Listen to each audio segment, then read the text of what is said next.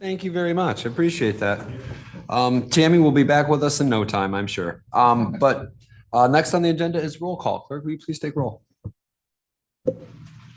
Commissioner Wheeler, Commissioner DeLu, Here. Commissioner Gisler, Here. Vice Chair Pro Tem Hepler, Here. Commissioner Mazer, Here. Commissioner Morales, Chair Ray, Commissioner Strebs, Here. Vice Chair Taylor. Here. And Commissioner Morales is somewhere very close. I got her. You have seven Okay. present. Cool. Next on the agenda is public comment time. This is a time when anyone may address the board on any topic. If you'd like to address the board, please come up to the podium and state your name and tell us where you're from. Please limit your remarks to 3 minutes and your time is displayed. And once your 3 minutes are up, your time to speak has finished. And this is a time to provide input in a professional and respectful manner. Anyone wishing to address during public comment time? Dina, any hands raised? There are no hands raised. Thank you. Next on, we have interviews for the Aeronautics Board of Trustees, and we have 3 interviews, correct, Administrator? Okay, and we've got our questions in front of us. First up, I have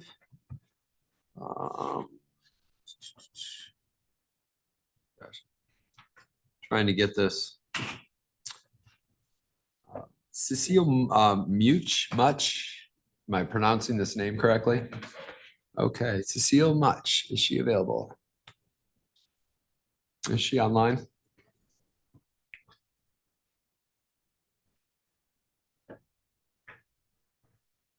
Ms. Butch, if you're online, can you please raise your hand?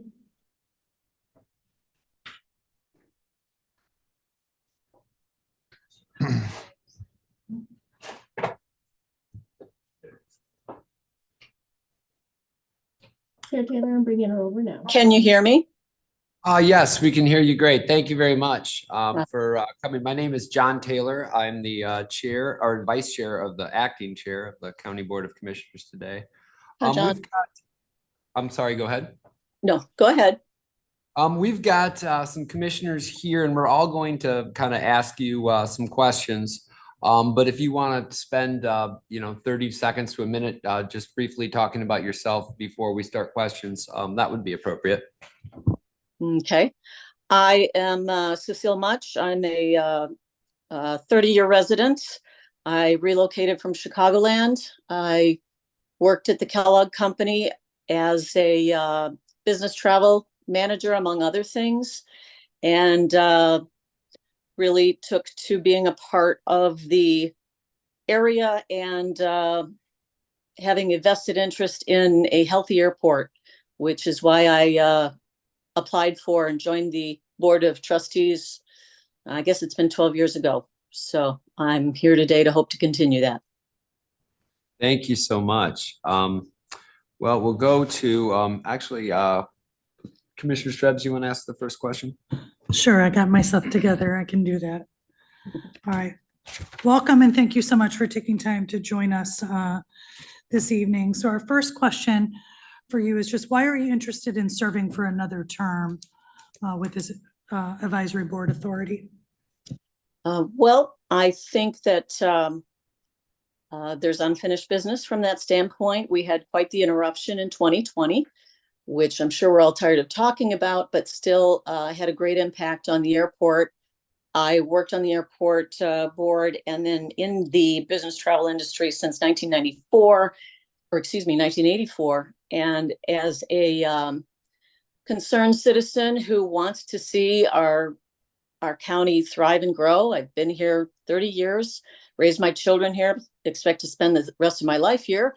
And I love to travel. I love a healthy, vibrant airport with all of the amenities and the niceties, whether it's the rental cars or the nice hotels in the area and the support of the community to connect us to the rest of the world.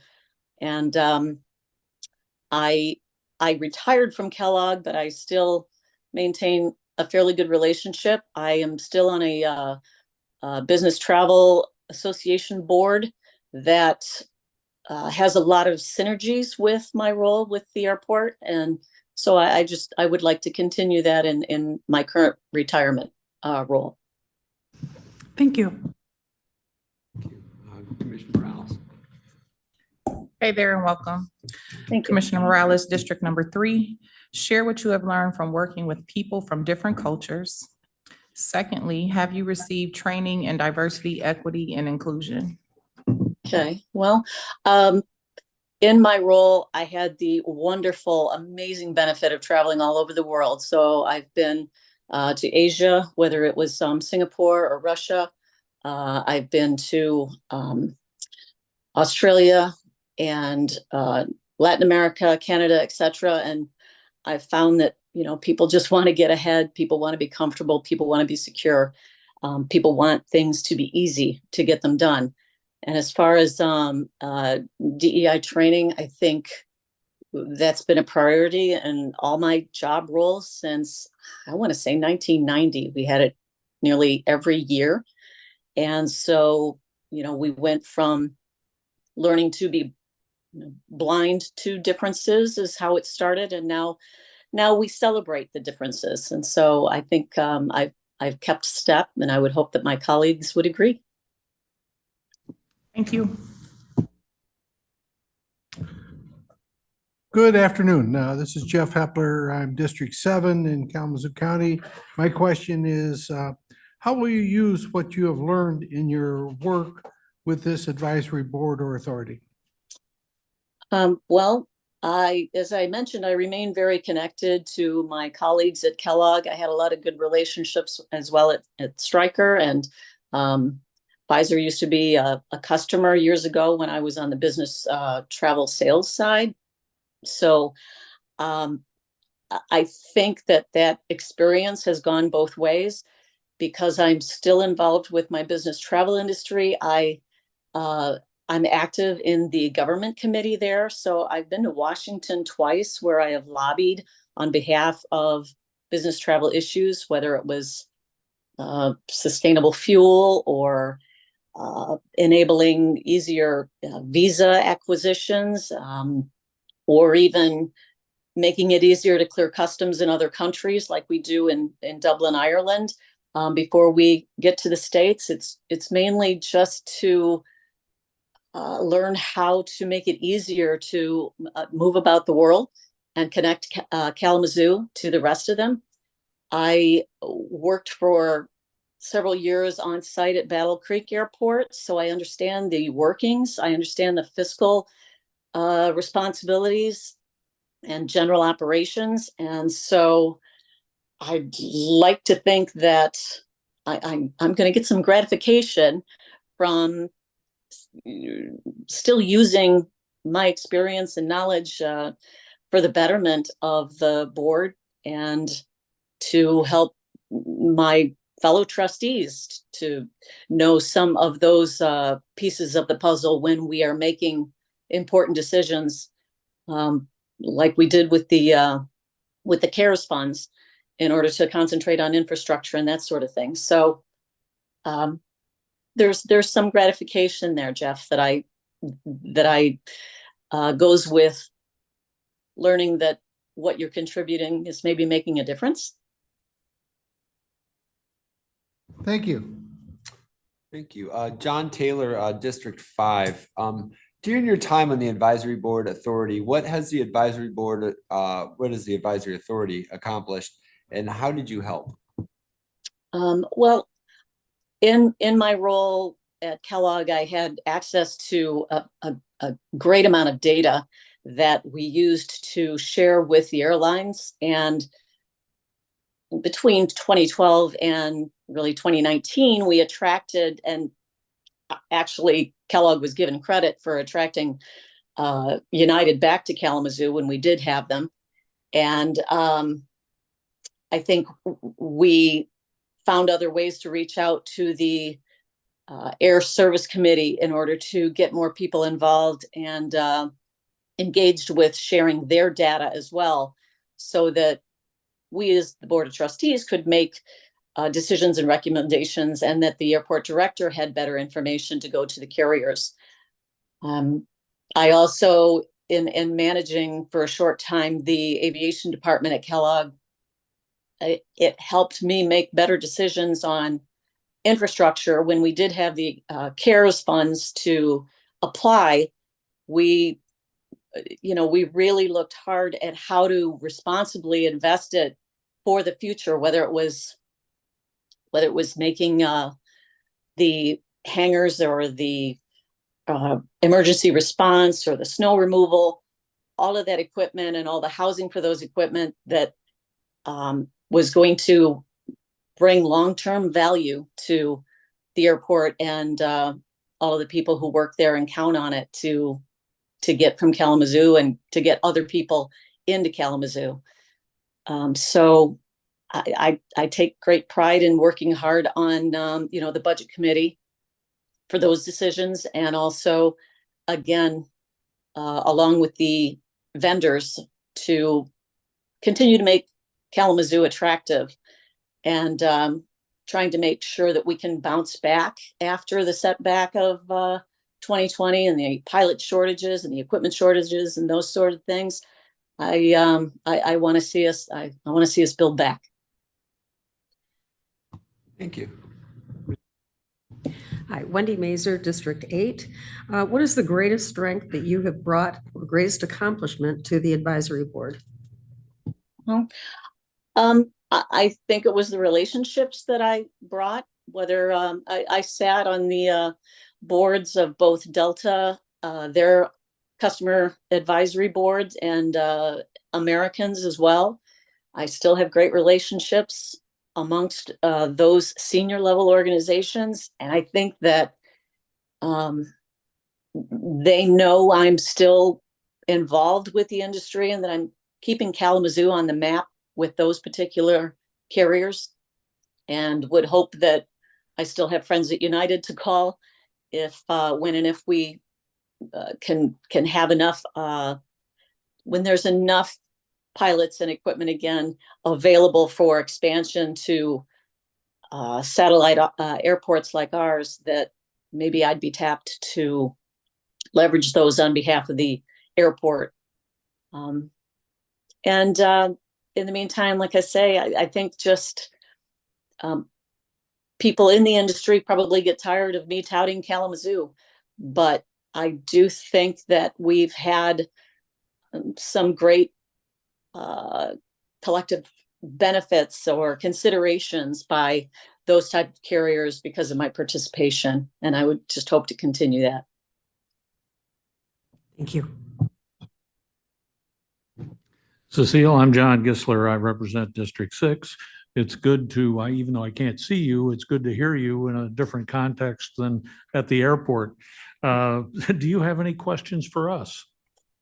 Oh, I guess I would wonder what what your board perceptions are of our board activities. Like, I guess, is there the respect for what we're doing, or the belief and support going to continue? And how do you think we survived the last 4 years? I think you'd get more than one answer, but I'll be happy to lead off. I've sat in on your meetings for a long time, and you guys seem to be very well organized. You seem to be very well structured.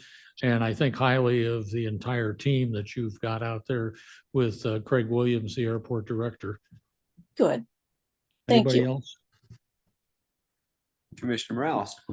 Thank you. So we'll never get tired of you touting for Kalamazoo. Let's be clear on that. And then the airport is beautiful. A lot of folks that come in and out, they say it's, it's clean and they have a easy access and no hassle. So in my eyes, I think you all are doing wonderful, including that sheriff who makes sure nobody parks on the curbside. Thank you. And I guess John Taylor, I have one question. As the requirements for length of runway continue to increase each and every single year, I guess, what is our long-term plan for being able to, attract more carriers to our airport? I think, one of the biggest impediments is the length of our runway. And I know that that's a big can of worms with what we have to move and everything else. But is there like a long-term plan for that expansion of that runway? Well, of course, I'm not as in the weeds with it as the airport director, but it is something that comes up at nearly every meeting. And so I believe that we had, and we're going to continue with another 6-year plan that we've just completed that has helped us get to the point where the changes there that happened to Cork has allowed for us to extend. And of course, we have to be working with the folks at Millwood who are affected by the planes that come in and out, the size, the noise, etc. And so I think that our director has done a phenomenal job of consulting with a third party who is helping us navigate that. So we want bigger planes. We want more service. We want the vibrancy of being an attractive secondary city, not as big per se, but we want to make sure that what we have is the least of what we'll have, and that we'll have continued growth. And the only way to do that is to keep pushing for that longer runway, as you say, but balancing it with the health of the community and the longtime residents who are affected by it. So it's at top of mind, John. And I have to say that it's going to be a goal forever to be bigger and longer. Well, it certainly comforts me to know that you guys are working on it and that you've identified it and you talk about it every meeting. I think that's a great sign. So thank you. Indeed.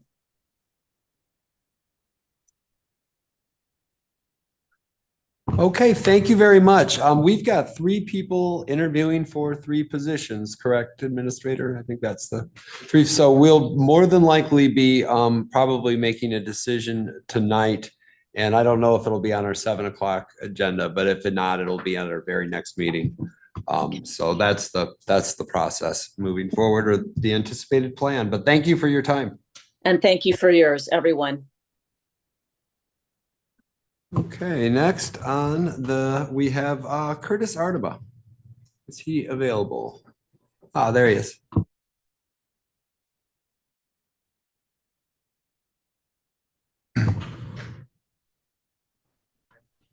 Well, first off, thank you for your service on this authority. And if you want to just do a 30 to 60 second brief introduction, and then we'll jump into questions.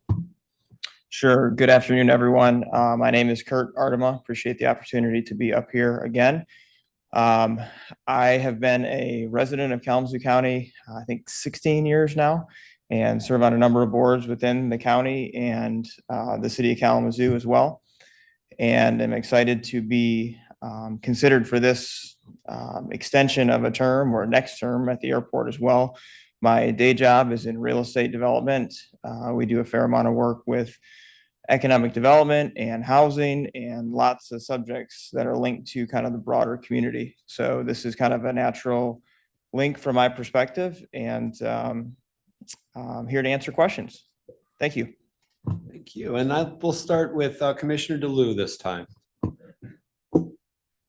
Yes, thank you again for your interest and continue to serve. So I guess we can ask you, why are you interested in serving another term on this advisory board? Sure. Thanks for the question. I think the long-term sustainability of the airport is really essential to our broader Kalamazoo County region. Successful regions around the country have strong airports, have strong air service. We have still, I think, more upside potential at the airport. We've done, I think, as has been mentioned, and this is going to sound similar to Cecile most likely, but I think we've made good progress. We took some hits during COVID, as many airports our size did, and we're recovering from that. But I look forward to assisting the airport and the board going forward for another term. For that reason, thank you. Hi, Kurt. John Gisler, District 6. Good to see you. Hi, John. Share what you've learned from working with people from different cultures, and have you received training in diversity, equity, and inclusion? Sure. So your first question, I think the airport is really this gateway for the community to link to other cultures around the world. It's this portal, this connection point that we have to get to other places with some level of ease. It's really amazing to think you can start your day in Kalamazoo and be in another part of the country, or in some cases the world, within that same day, or within hours in some cases. So I think that the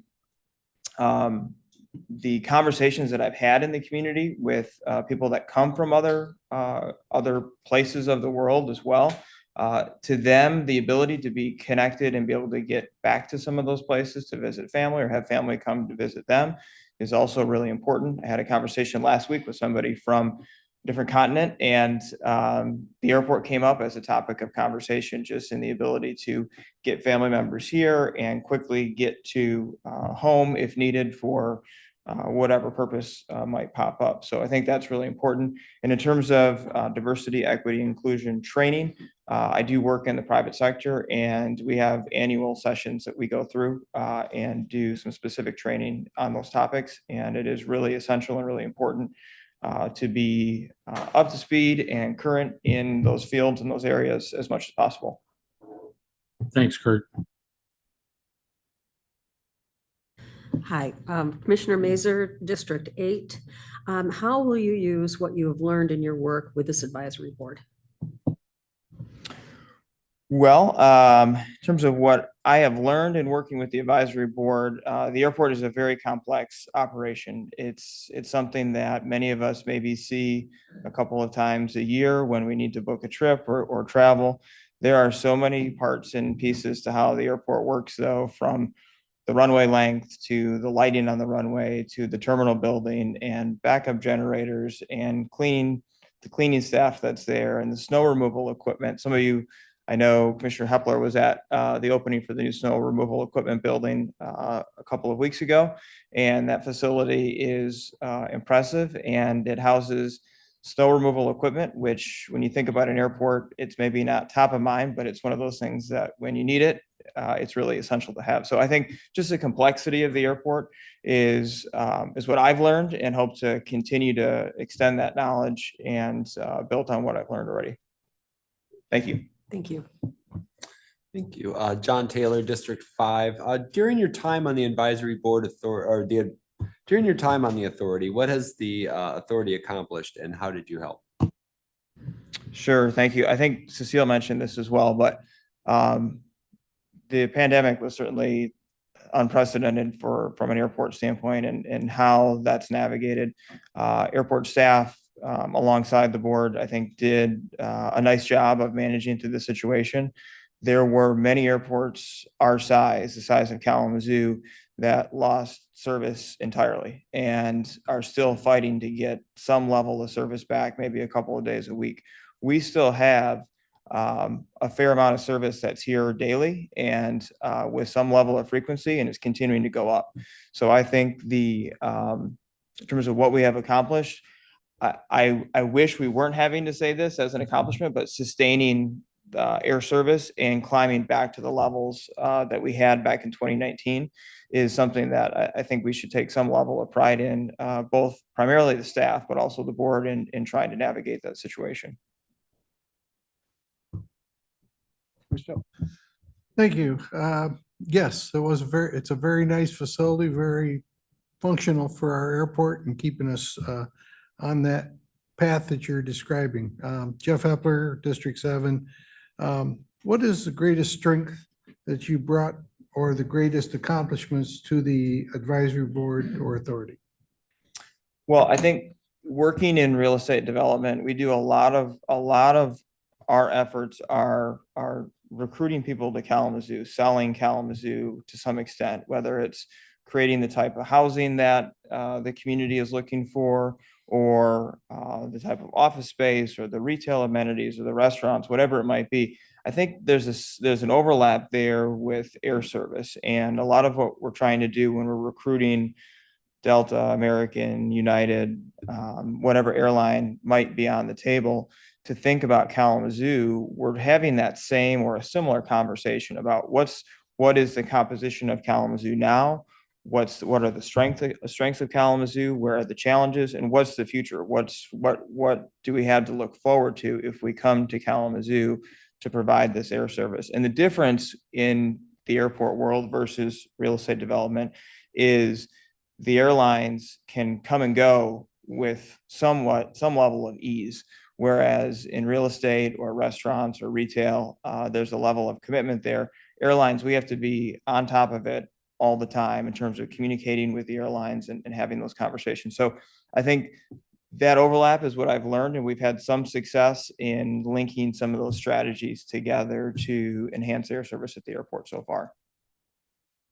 Thank you. You made it to the finish line. Do you have any questions for us? I think my questions are probably similar again to Cecile. We've served together on the board for a number of years now. And so I do have a few, but just again, kind of your vision for the airport. I've kind of heard through Cecile's interview the thoughts on the airport now, and appreciate the comments about the way it's maintained. Again, that credit goes to staff for sure. Craig Williams and his team do great work out there. But your vision for the airport, what would you like to see, say in 5 years? What's your vision for the airport? I did say some good stuff, but I forgot the honorable immediate past Vice Mayor Don Cooney would come to my house and ask me why it's so loud. We live on Vassar. So we would like to see that noise go down before 11 o'clock at night. That's when usually our neighborhood apps go crazy. Like, you hear the noise? They told us at 11 it would stop. So we can get some more control over that. I mean, the planes come right past my house, so I don't feel nervous about landings or anything like that. But it does get quite loud after 11 o'clock. And my street, well, my neighborhood specifically has some elderly folks on there, and that's where my door knocking begins. Sure. So I think there's probably two things. One that's kind of in the purview of the airport, one that's maybe not, but one that's not is technology is improving and the airplanes are getting quieter.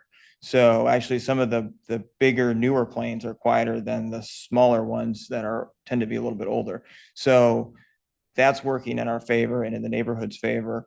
Also, the runway extension that was talked about, I think as that starts to get legs under it, and there's been a lot of work, I think Cecile mentioned it, on this effort already, and whatever form it takes going forward, the ability to have a longer runway means that primarily the noise is when, my understanding, and I'm not a pilot, but the noise is from when the planes are taking off more so than when landing, because that's when their engines are running at a much higher speed than when they're landing. But as they take off, if the runway is longer, they can get up in the air sooner and get higher and farther away from the neighborhood, because the runway allows them to, the extra length gets them up a little bit sooner. So it starts a little bit deeper to the south potentially. I'm thinking, is it the training pilots and the smaller like propeller planes? I'm sorry. Yeah, and again, I would lean on staff for those specifics, but I would say that the prop planes are probably a bit noisier potentially and probably Yeah. more frequent.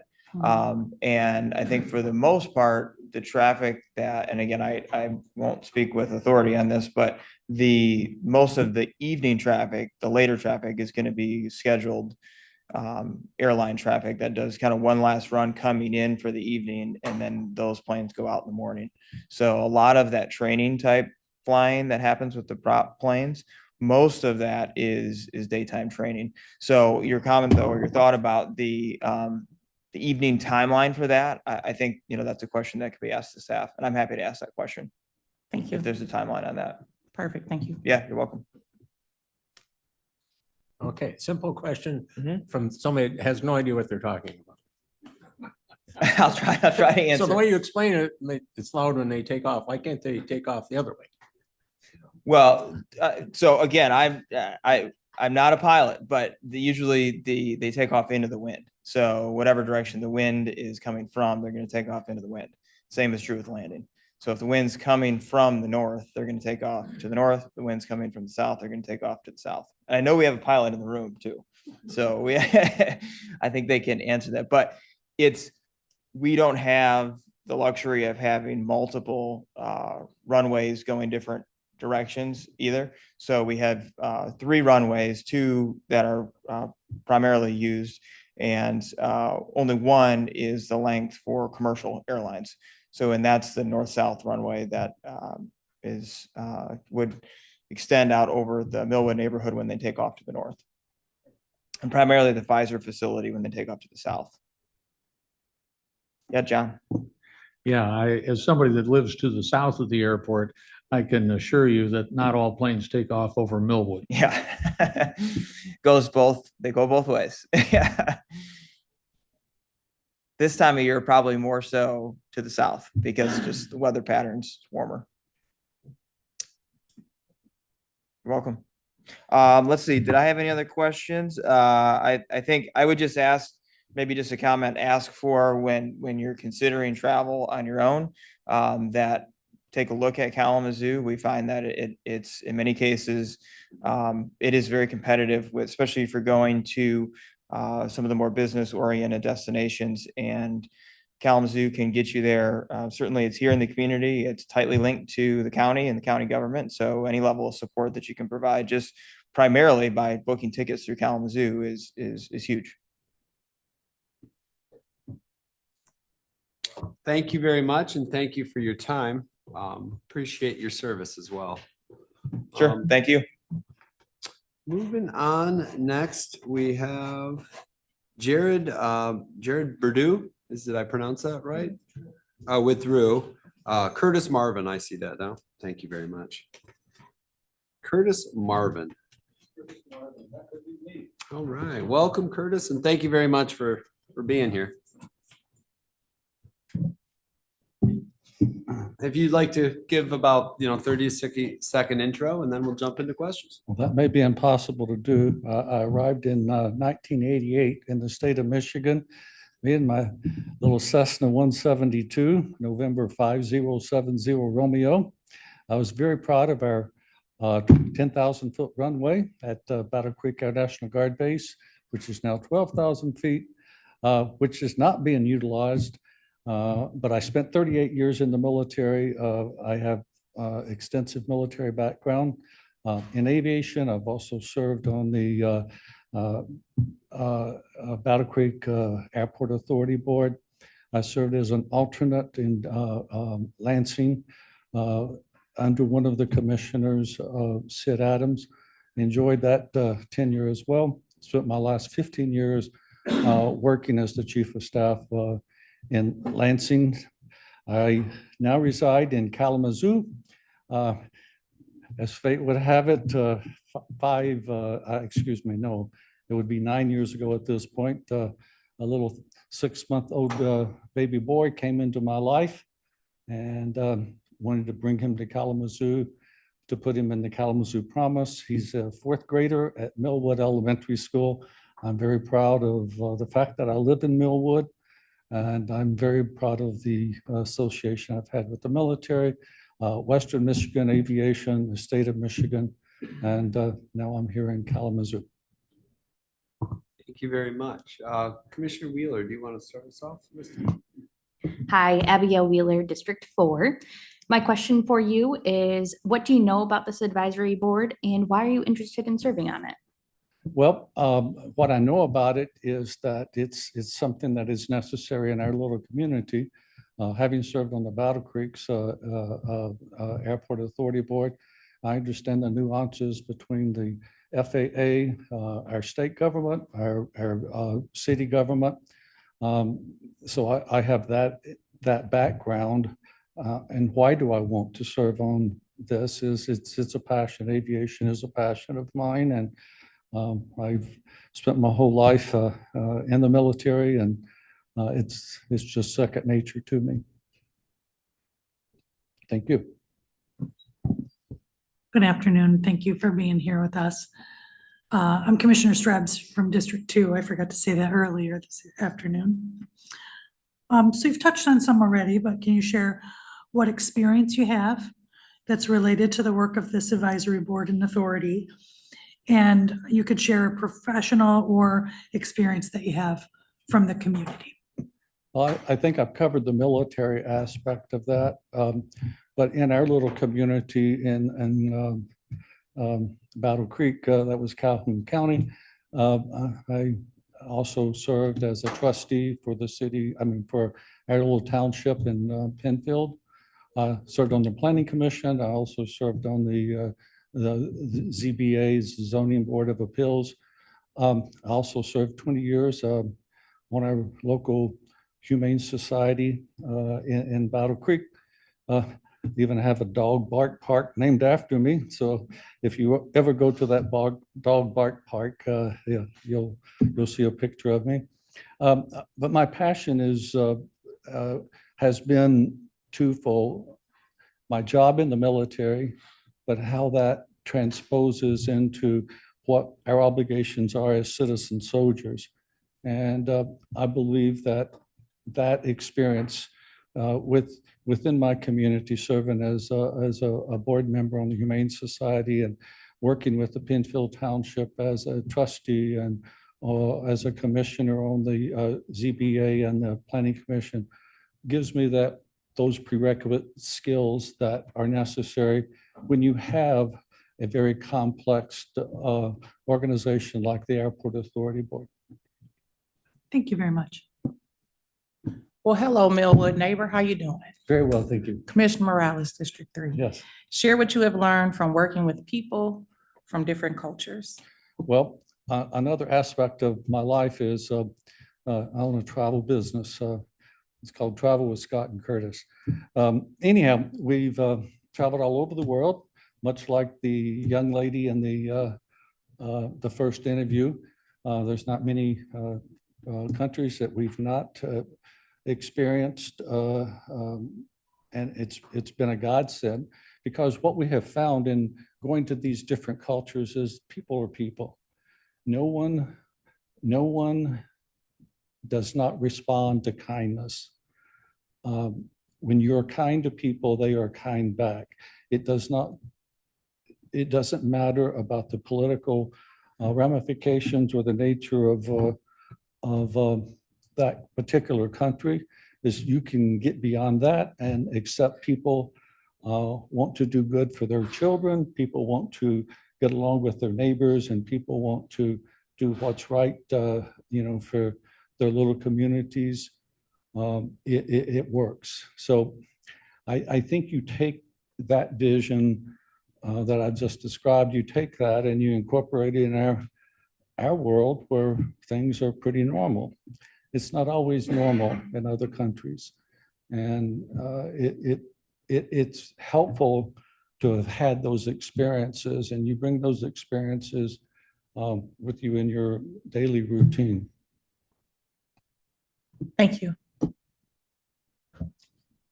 Good afternoon. I'm Jeff Epler, District 7. Yes. The question that I have for you today is, what training or education have you received in diversity, equity, inclusion, and justice? And how will you use to have learned and work with this advisory board? Well, Jeff, you just hit my favorite question.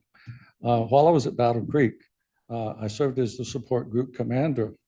And for those of my friends and some of you in aviation, you may have heard the name Sid Adams. Sid Adams was a black pilot. And he approached me when I was very new in my position as the support group commander. And he said, "How many black pilots do you have?" And we had 0. He says, "What are you going to do to change that?" I said, "Sid, never really thought about that." This was in 1988. Sid and I became friends. His wife frequented our business. Sid would come in from time to time, but he was always passionate about black airline pilots and bringing those into the military. So we sat down, we brainstormed. Sid Adams gave birth to the organization of black airline pilots that we implemented at the 110th Fighter Wing. As a result of that, we went on a couple of road trips to Arizona, Davis Monthan Air Force Base. We brought back with us an A-10 pilot, a minority named Byron Greer, our first black A-10 pilot in Michigan. And as a result of that, it was successful. Many followed. And Western Michigan Aviation, which was part of the Battle Creek Airport Advisory Board, saw an interest in that. And to this very day, the organization of Black airline pilots is a very big part of Western Michigan's aviation program. I did not give birth to that, but a dear mentor of mine named Sid Adams, he did. He also went to serve on the Michigan Aeronautics Commission in Lansing under both Governor Engler and Governor Granholm. One of the few individuals that was able to make that transition because he was apolitical, and he had a passion, and he's instilled that passion in many of us. Thank you. What do you expect the advisory board authority to give to the community, and how can you help the work of the advisory board? Well, I expect that we would listen to our community. I'm part of Millwood. I hear those little airline, those little students flying over from time to time, but I have a kind of a different viewpoint, and I think diverse views are very important in our community. I see and I hear those planes, and I get excited. I get excited because one day that young man or that young woman is going to be flying a A380, or they may be flying and not an A-10 any longer because those are out of our inventory, but they could be flying, an F-16. But their training, their proving ground is right here in at our little airport. And I'm very proud of that. And I'm very proud that I do support that. And I have neighbors who are not as supportive, but that gives me an opportunity to tell the story that I love to tell.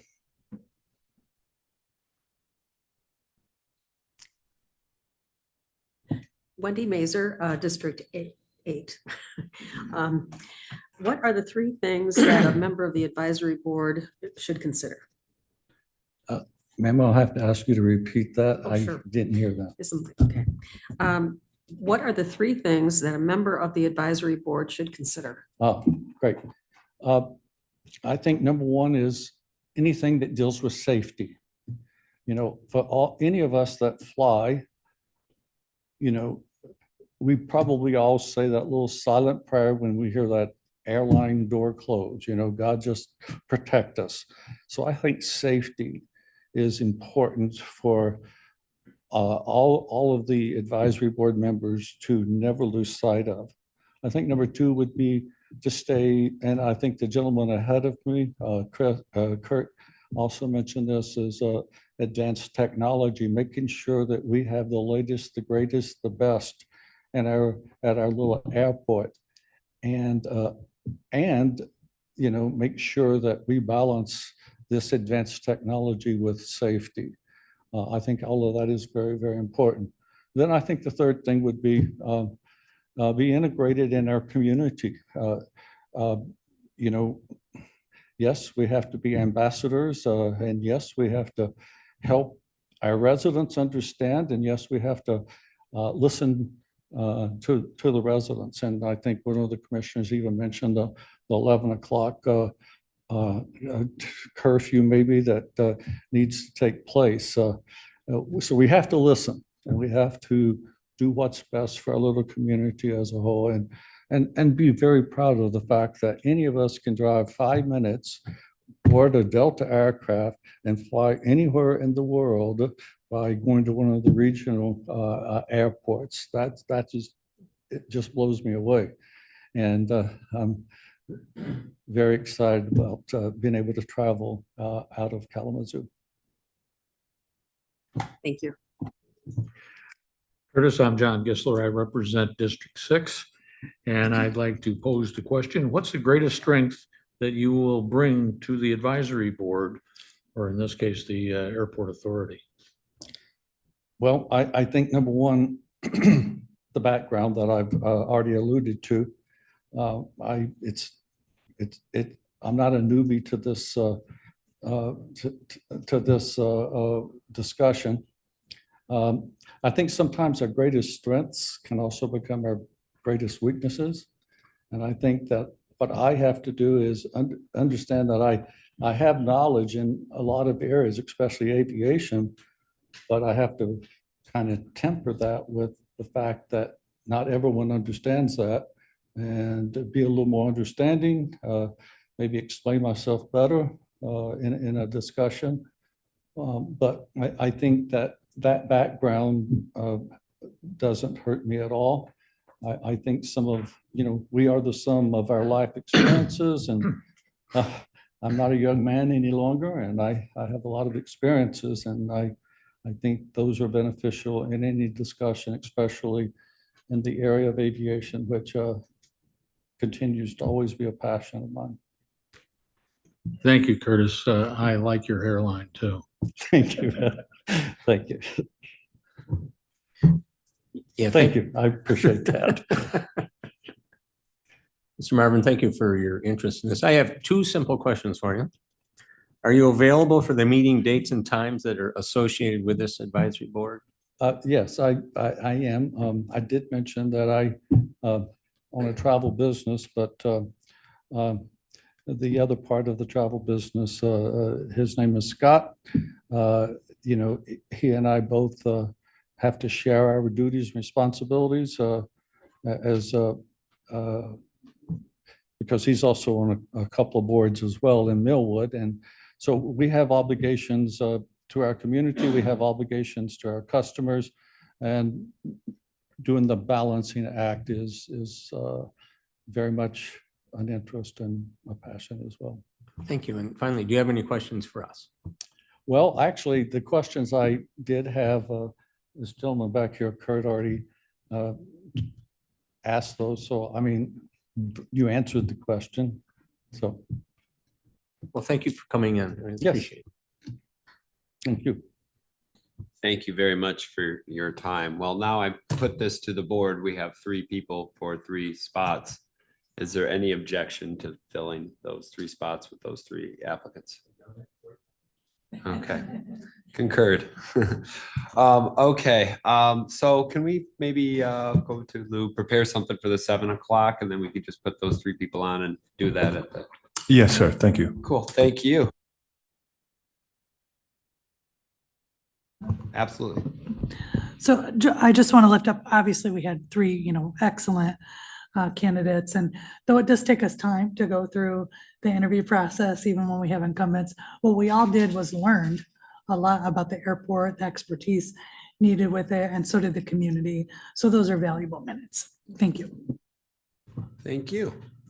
Next, we have a strategic planning presentation by our Kevin, you want to take it away? Absolutely. Thank you, Vice Chair. Board of Commissioners, we have tonight a presentation on the strategic plan, the culmination of all of that, of the workshops and the surveys that went out. So Allison Brunette of Allison Brunette Consulting will be delivering a presentation on that this evening, and there'll be time at the end for questions. So I'll turn it off or have Allison take it away. Thank you. Thank you, Kevin. Hi, everyone. How are you doing tonight? I appreciate you making time for me to join you. I'm going to keep my presentation pretty brief here and low tech. I don't have a slide deck or anything. I just want to chat a little bit about where we started and where we've ended up, and talk a little bit about what the next few steps look like for county staff and as you begin implementing this plan. I also want to make sure that there's adequate time for us to discuss this plan as well, and make sure that commissioners feel that all of their thoughts, concerns, feedback, et cetera, are shared. So just to bring us kind of briefly up to speed, obviously this process has gone over since February when we formally started this process. And I want to just kind of bring us full circle. So when we started, we really realized that Kalamazoo County is in a unique place in its history right now. You obviously have had quite a bit of leadership transition in recent years, but you're at this really positive pivotal moment where it feels like the county is really about to launch into a very positive trajectory. So we're seeing not only the strong growth of this community as a hub within Southwestern Michigan, but it's also unique in the role it has as a service provider to promote equity and promote quality of life for all residents across the county. We talked a great deal across our workshops, our interviews, et cetera, about the diverse communities that have varying needs across the wide population that Kalamazoo County serves. And we talked a great deal about how to make sure that not only are residents engaged in county discussion and decision-making processes, but they also are aware of the breadth of services that the county provides. So as we discussed, there's been significant leadership transition in recent years, and perhaps some of the past leadership decisions, faces, personalities, et cetera, have left some staff members that have weathered those different tenures. They might be feeling distrustful of processes like this.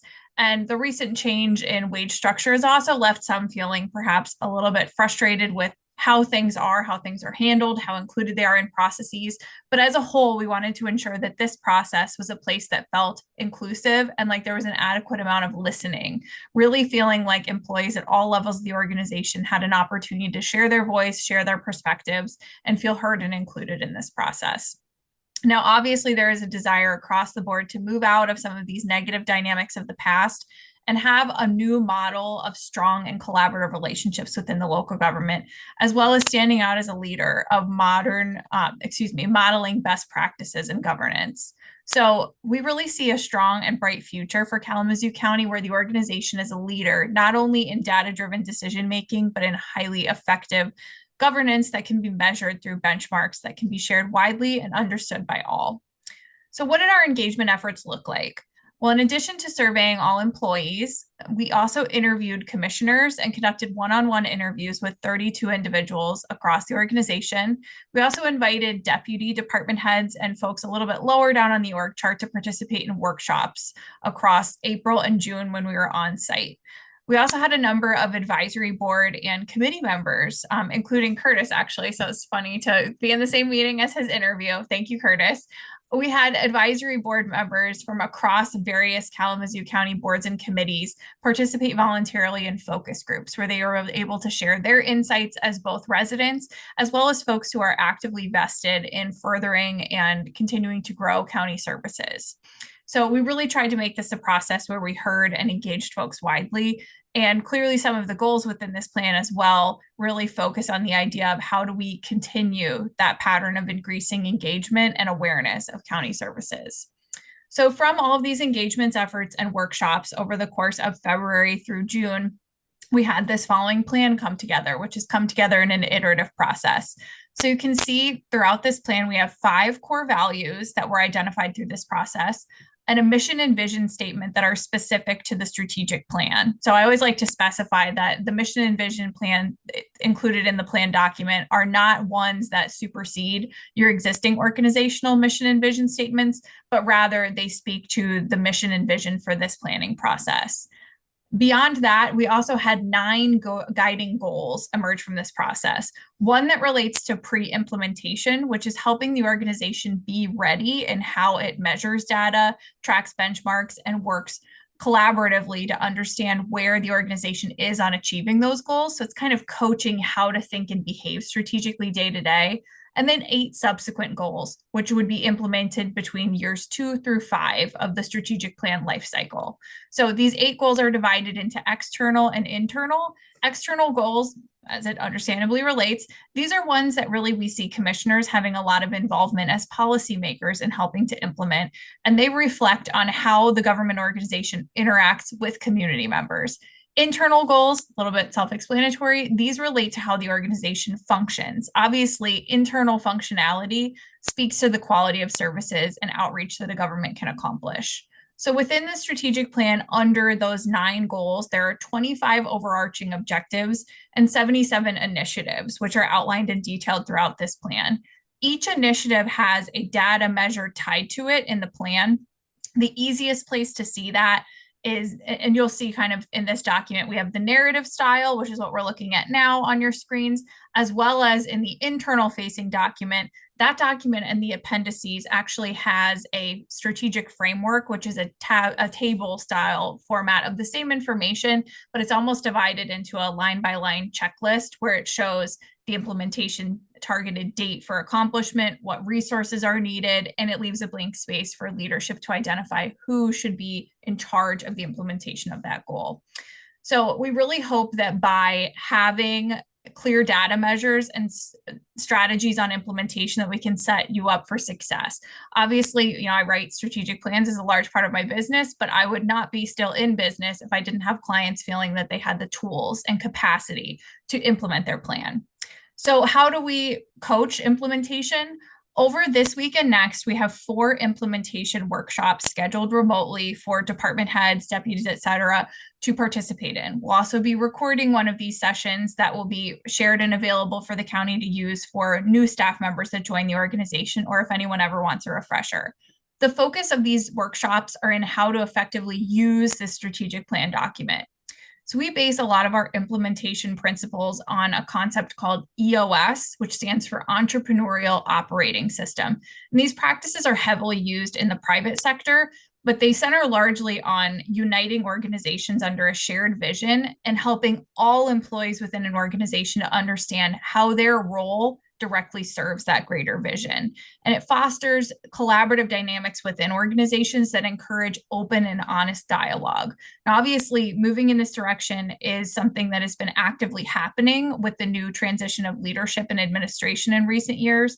But a lot of this is rebuilding trust and really stronger collaborative relationships within the organization that may have been lacking in the past. So we did purchase at the beginning of this process copies of the EOS books for leadership so that they have kind of those tools at their disposal of how to use these techniques within the organization. But like I said, we also offer this implementation training over the course of the next week and a half. We'll be delivering 4 of these training sessions and recording 1. We hope that these implementation training sessions help empower staff to feel that they understand how to use this document. We also provide a variety of strategic tools such as pre-designed worksheets, templates, report cards, so to speak, so that staff members feel that they can not only use this document, but also understand their progress in implementing it.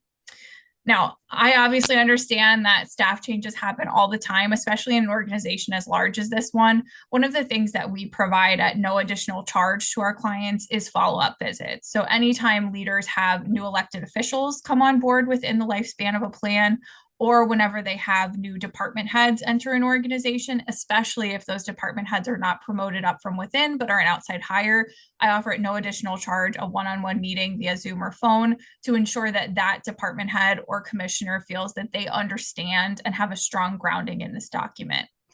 Now, realistically, team members or commissioners are likely not going to be looking at this document on a daily basis. But we really hope that they will refer back to the meat of this plan, which is that strategic framework I talked about.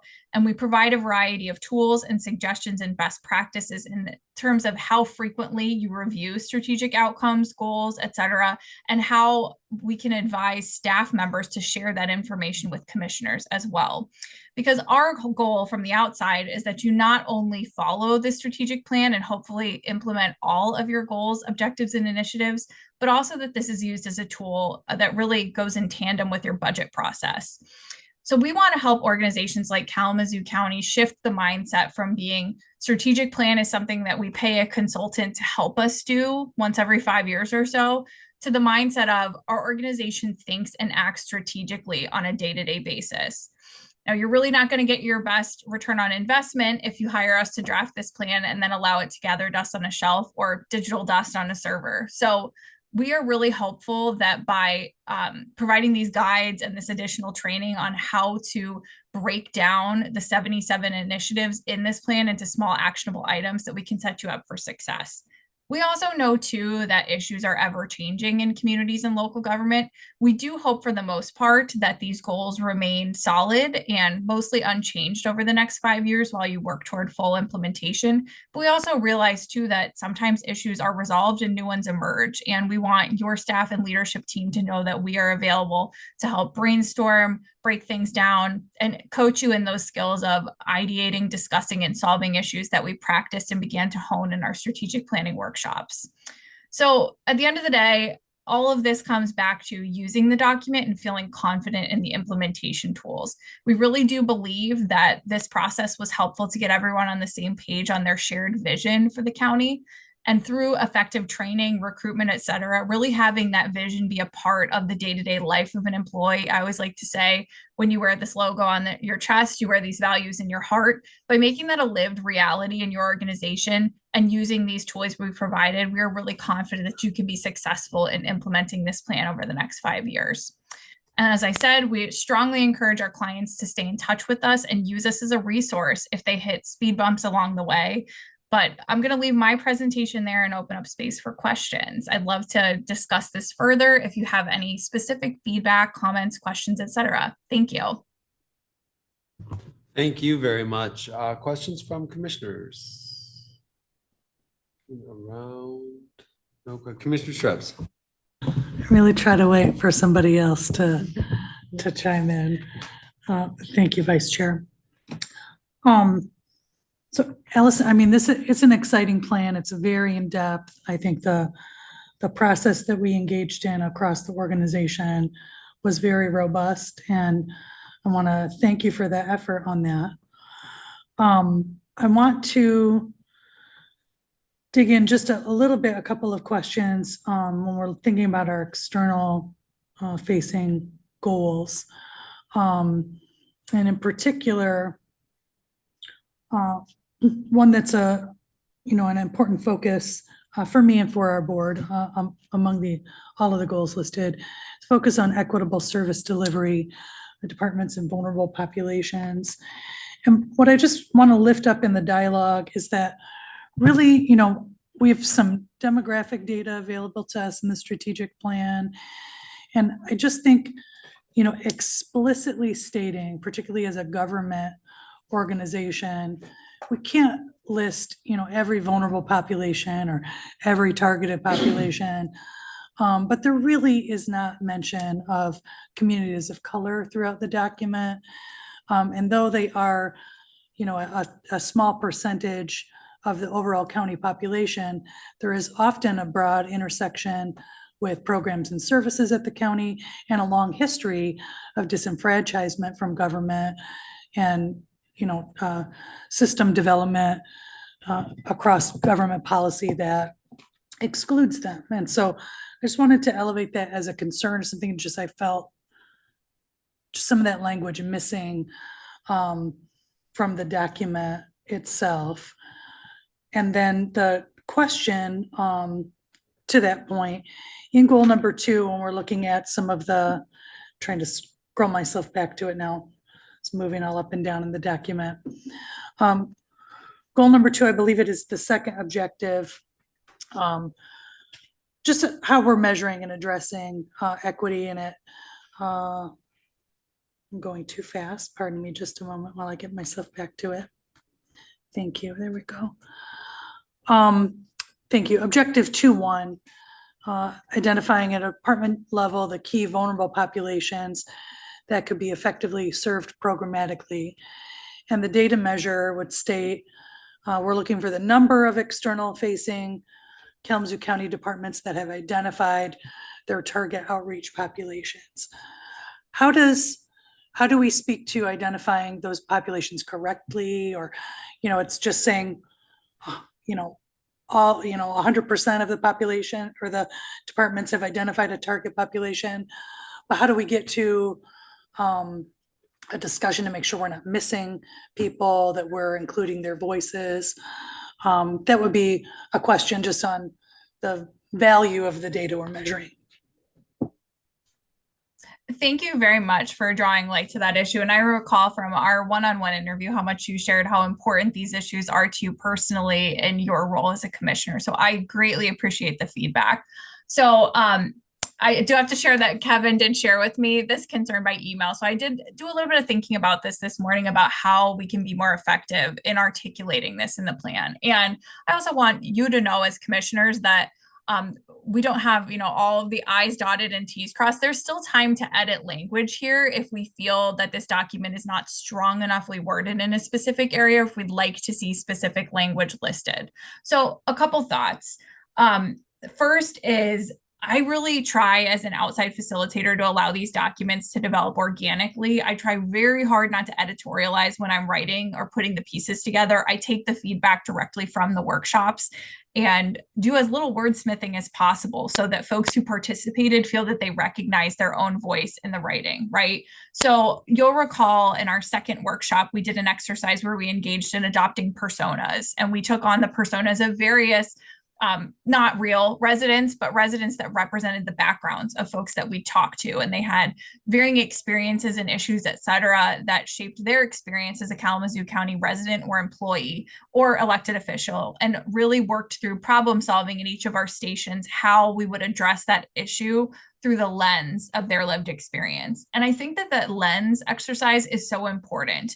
Not to say that we shouldn't have more specific language that calls out specific communities we want to reach, but I really see this being used as a tool by your DEI department to facilitate and support those check-ins that are happening at the departmental level. So I don't know that it's really my role as an outside facilitator that's not based in the county to say, here are the specific populations that each department should serve.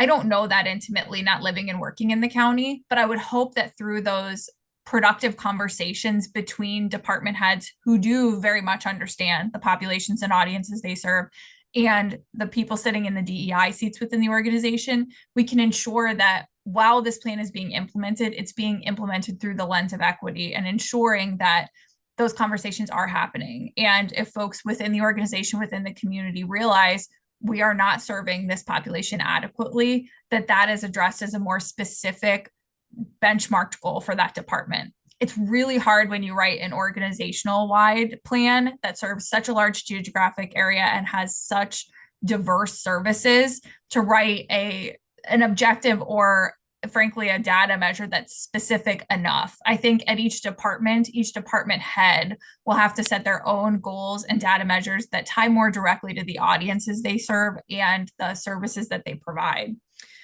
So I really feel that there's opportunity to either have the DEI department develop their own benchmarks for implementation in alignment with each of these goals, and leverage and take advantage of this schedule of one-on-ones and check-ins that we recommend for successful implementation to ensure that equity lens is applied. So I guess what are your thoughts to that? I'm open to you or any other commissioners if you'd like to see the language change to be more explicit within Objective 2, or if you feel that we should make a more direct note to note that the DEI department within the city as a part of administration should be actively involved in applying that equity lens. I want to make sure this language meets your desires and expectations for this plan. Thank you for your overview there. And again, and generally in agreement, I don't think we can define down to the detail what specific department actions need to be taken or what specific populations each department typically will interface with. I do think both of sort of the last points that you made in the overall sort of why it matters statement within this goal, we do identify some vulnerable populations that we target. I think, just saying a particular population, it is just a performance if we don't live into it. But also words do have impact and weight, and their absence, I think also, is something to address. So I would like to see communities of color identified as a population that we're specifically targeting. And then to the last point that you made, how within this statement, why does it matter that we will be, encouraging that DEI department to really live into this objective and to work out those specific objectives with departments. I think those two things help to not only identify, more of addressing sort of the past shortcomings of government, but also encourage really actually breathing life into it.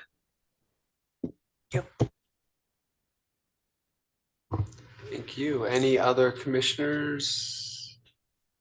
Well, thank you very much for your time and that you put into this. Now the work is on us to, live this for the next 5 years. But thank you very much. I appreciate it. Thank you. I will work with the leadership team to make some edits to goal 2 so that we ensure that it reflects the language of this body. And I'm sure we'll come back to you after that. Thank you. All right, next on the agenda, we have presentation for proposed landscape forms incorporated. Macy Walters.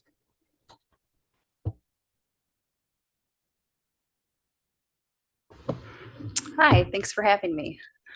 Dina, if you wouldn't mind pulling up my slides on the TV there so we can all view it as I go. Hello again, I'm Macy Walters. I'm here on behalf of the Kalamazoo County Brownfield Redevelopment Authority to present the Landscape Forms Incorporated proposed brownfield plan that would be located in the Charter Township of Comstock.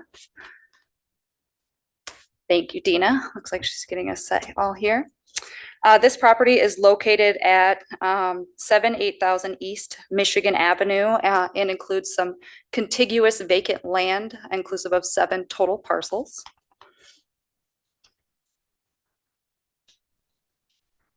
I'm hesitant to keep going until you can see all of my information too. That way I don't get too far ahead of myself here.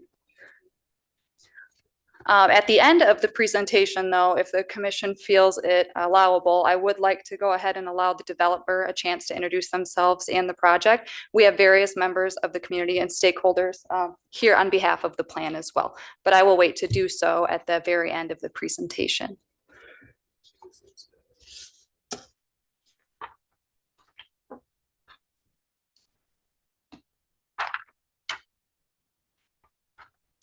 All right, excellent. Thank you. Yeah, you can go ahead and go right to that one. Thank you, Dina. Again, this would be 7 contiguous parcels totaling 59.737 acres of land. This brownfield plan is a little unique as this is one that was part of an incentives package to keep a local business here in the community, helping to secure jobs in our region. So this would also include site preparation and the development of a 300 square foot industrial building that would support this business. The inclusion of this brownfield plan would allow for expansion of our tax base, as well as the retainage of those 91 full-time jobs and an additional 125 new jobs, which would generate approximately $70 million of capital investment within our community. The timeline for the construction of this project would commence, it is estimated it would commence in spring of 2025, and construction is estimated to be completed by fall of 2027. Thank you, Dina. You can see here on the screen an aerial image here of the current site. You can see the current building as well as the proposed expansion area there highlighted in blue.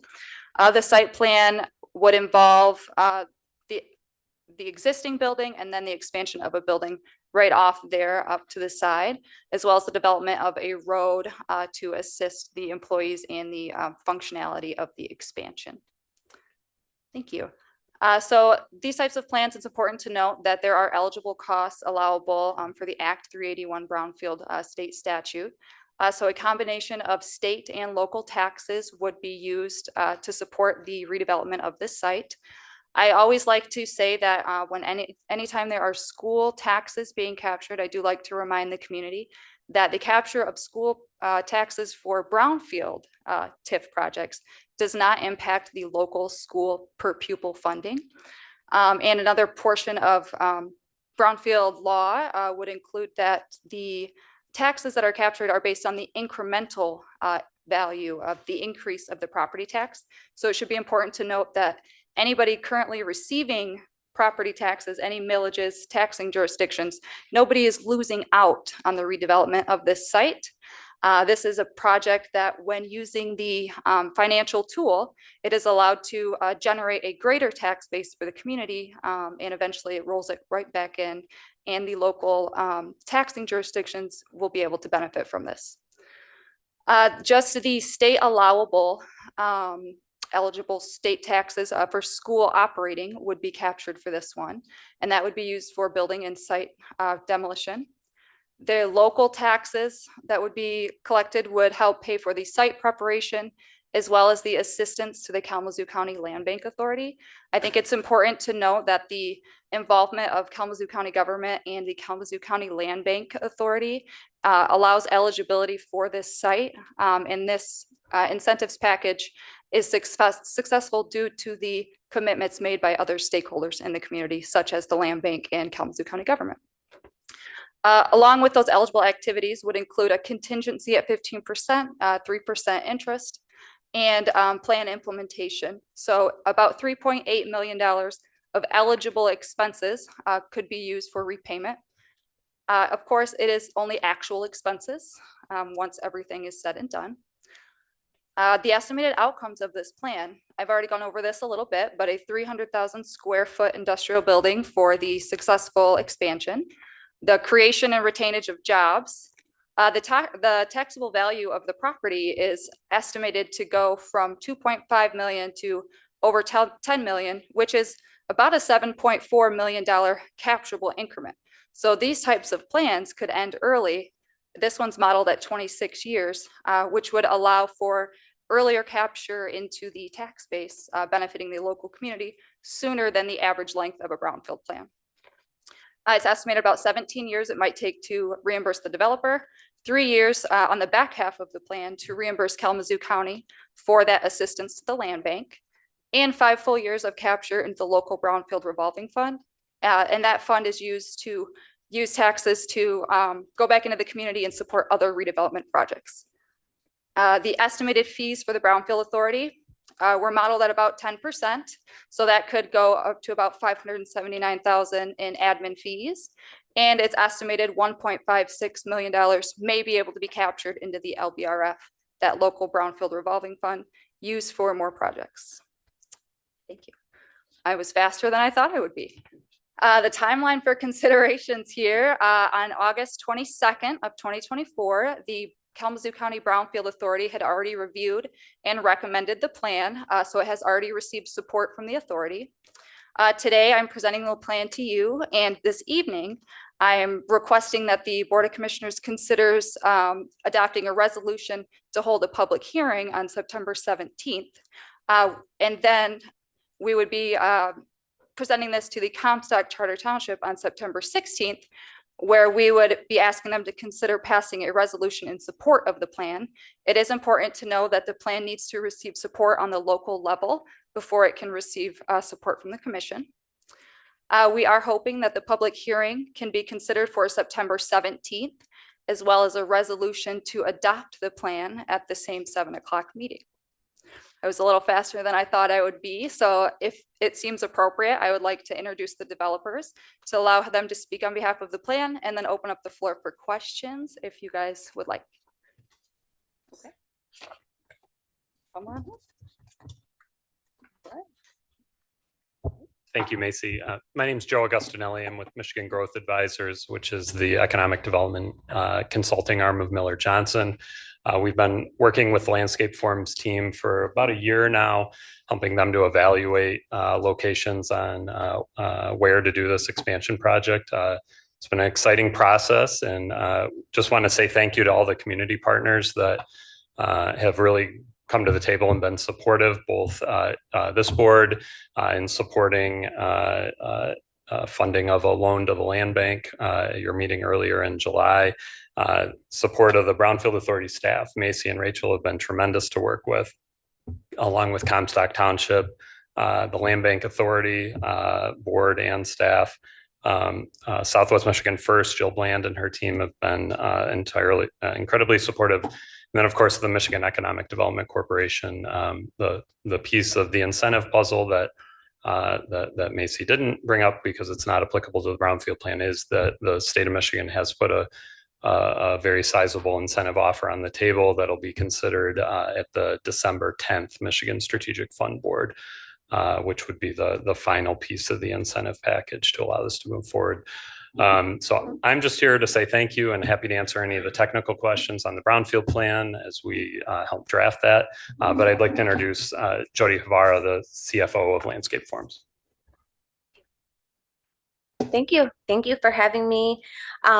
Just a little bit for those of you who don't know about Landscape Forms. So we were founded in 1969 here by a local landscape architect, John Chipman. And 55 years later, actually tomorrow, is our anniversary. But 55 years later, we employ over 600 team members. We're recognized throughout the country and even beyond as a leading designer and manufacturer of outdoor furnishings.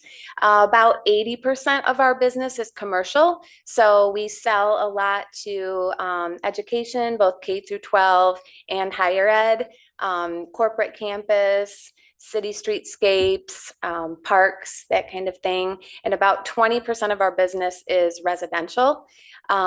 We are very grateful for the support of Kalamazoo and Comstock. We are very proud to call this area home. We were founded here. We would love to stay here. We are really excited about this project. The company has grown tremendously over its tenure to where we're at today. And we feel that this is a really critical expansion in the history of our company to allow us to grow further and to provide a great experience both for our customers and for our team members. So thank you. Thank you. Any questions from commissioners? Commissioner Gissler. Thank you, serving chair, vice chair. Yes, has the Comstock Township Planning Commission said grace over this? We have the meeting at September 16th for. Yeah, are you talking from a planning and zoning standpoint? Yeah, I'm talking about not the township board, but the planning commission. Usually that precedes the full board. Yes, and we have been working with Comstock. They're very supportive of this. We have this 16th meeting coming now. Yeah, we'll be in front of the Comstock board a week from today, 2 weeks from today. Okay. Yesterday. Will you humor me for one more? Sure. Yeah, I couldn't tell from the maps that you showed, and that's probably more of my problem than yours. Is there going to be a predominant entrance beyond the one that's there now? I mean, it's a beautiful entrance, but that's a 55-mile-an-hour zone. You know, you go right by it and say, "Oh, I think that was Landscape Forms back there." I know. You're going to make that a little more visible? Possibly. There's going to be we're still going to keep the entrance from East Michigan. When you come in, there will also be a new entrance that I think was shown earlier where you would turn to the left. Today you turn to the right. Today you only turn to the left. Whether it gets a little bit closer to East Michigan, I don't think so, but potentially. It is kind of a hidden gem back there, and it is a little hard to see unless you're really looking for it or know that it's there. Okay, thank you. Mm-hmm. Any other commissioners? Well, I just want to say thank you to Joe. Thank you to you Landscape Forums, the Land Bank. This is a really big deal that this commission has done. We mentioned the money from the MEDC.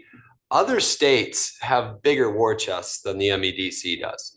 And in order for us to be and retain good quality companies like Landscape Forums, we've got, when they're looking for expansions, we've got to be creative. We've got to team up with our states and all the different local entities to put as much together as we can to make a deal like this happen.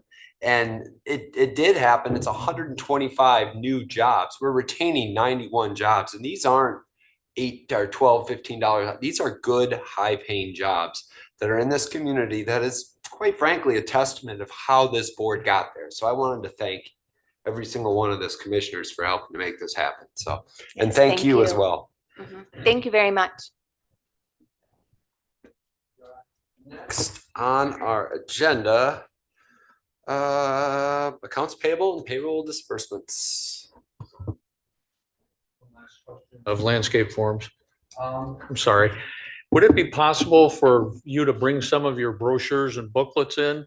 Because I think a lot of people, myself included, don't really understand what it is you make, design and create.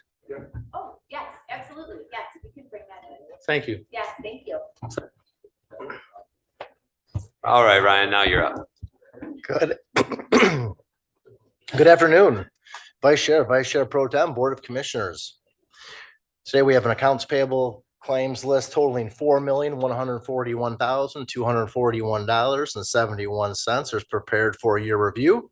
Of this total, the Board of Commissioners asked to approve claims totaling $3,150,925.82. Payroll disbursements totaling $3,970,173.92 are presented for the August 30th elected and general payrolls. There are no conflicts of interest with this batch of claims. And with that being said, I welcome any questions. Questions from commissioners? Looks like you get a free pass today, Ryan. Thank you. All right, next, senior millage funding categories, the millage grant process. Lindy, is that you or is that Kevin? Lindy or Jim or, oh, okay. We'll just keep on, there we go.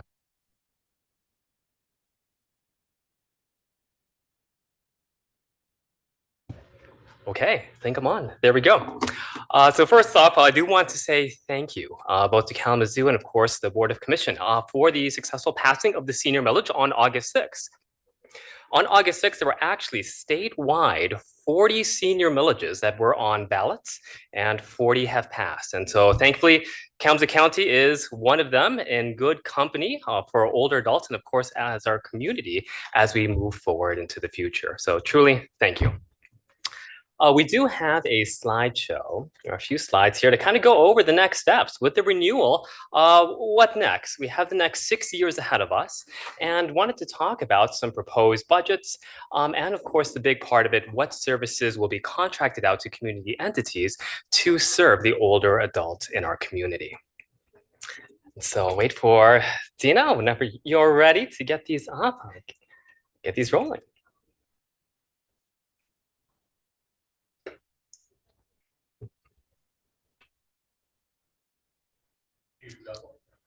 Ooh, that is not one of my skills, unfortunately.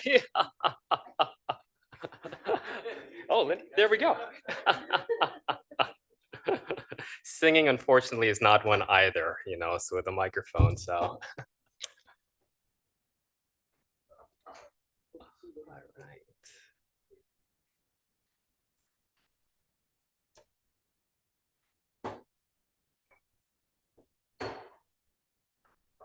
There we go.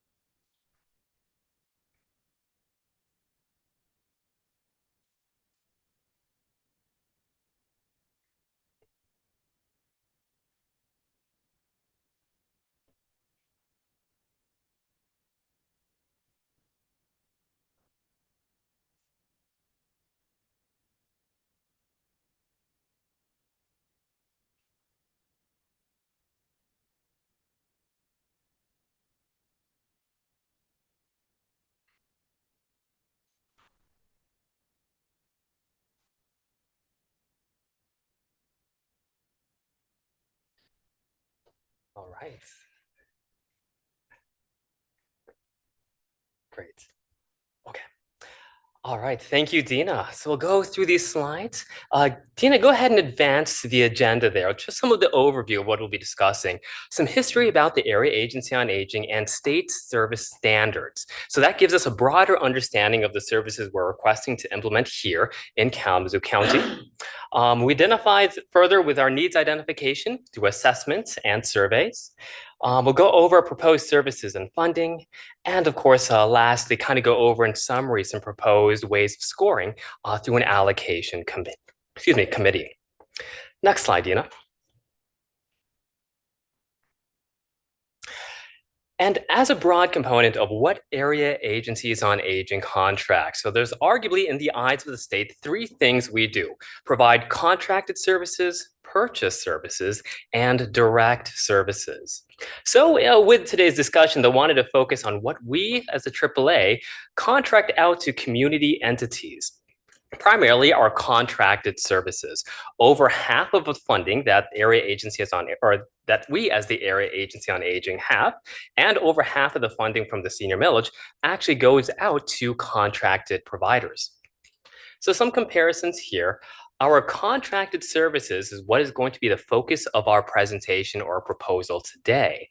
These are competitive bids through an RFP process. Providers have awarded funding following that competitive bid.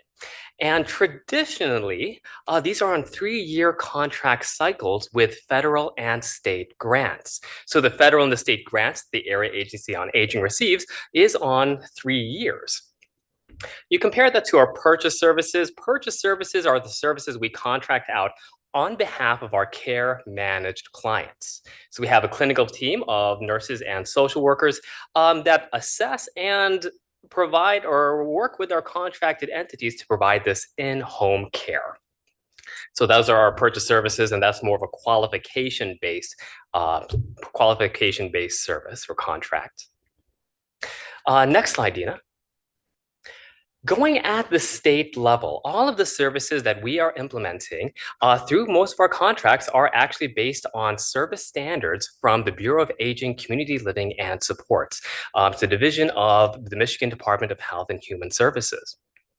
They have actually set aside and actually developed 40 service standards for the state of Michigan that they have identified as needs that are statewide.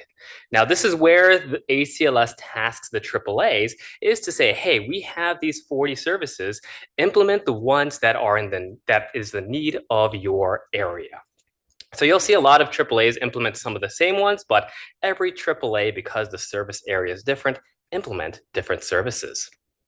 So traditionally, these services are funded by state and federal grants, but senior millages across the state, like the 40 that were recently approved, really use this to expand or fill gaps in services to address needs.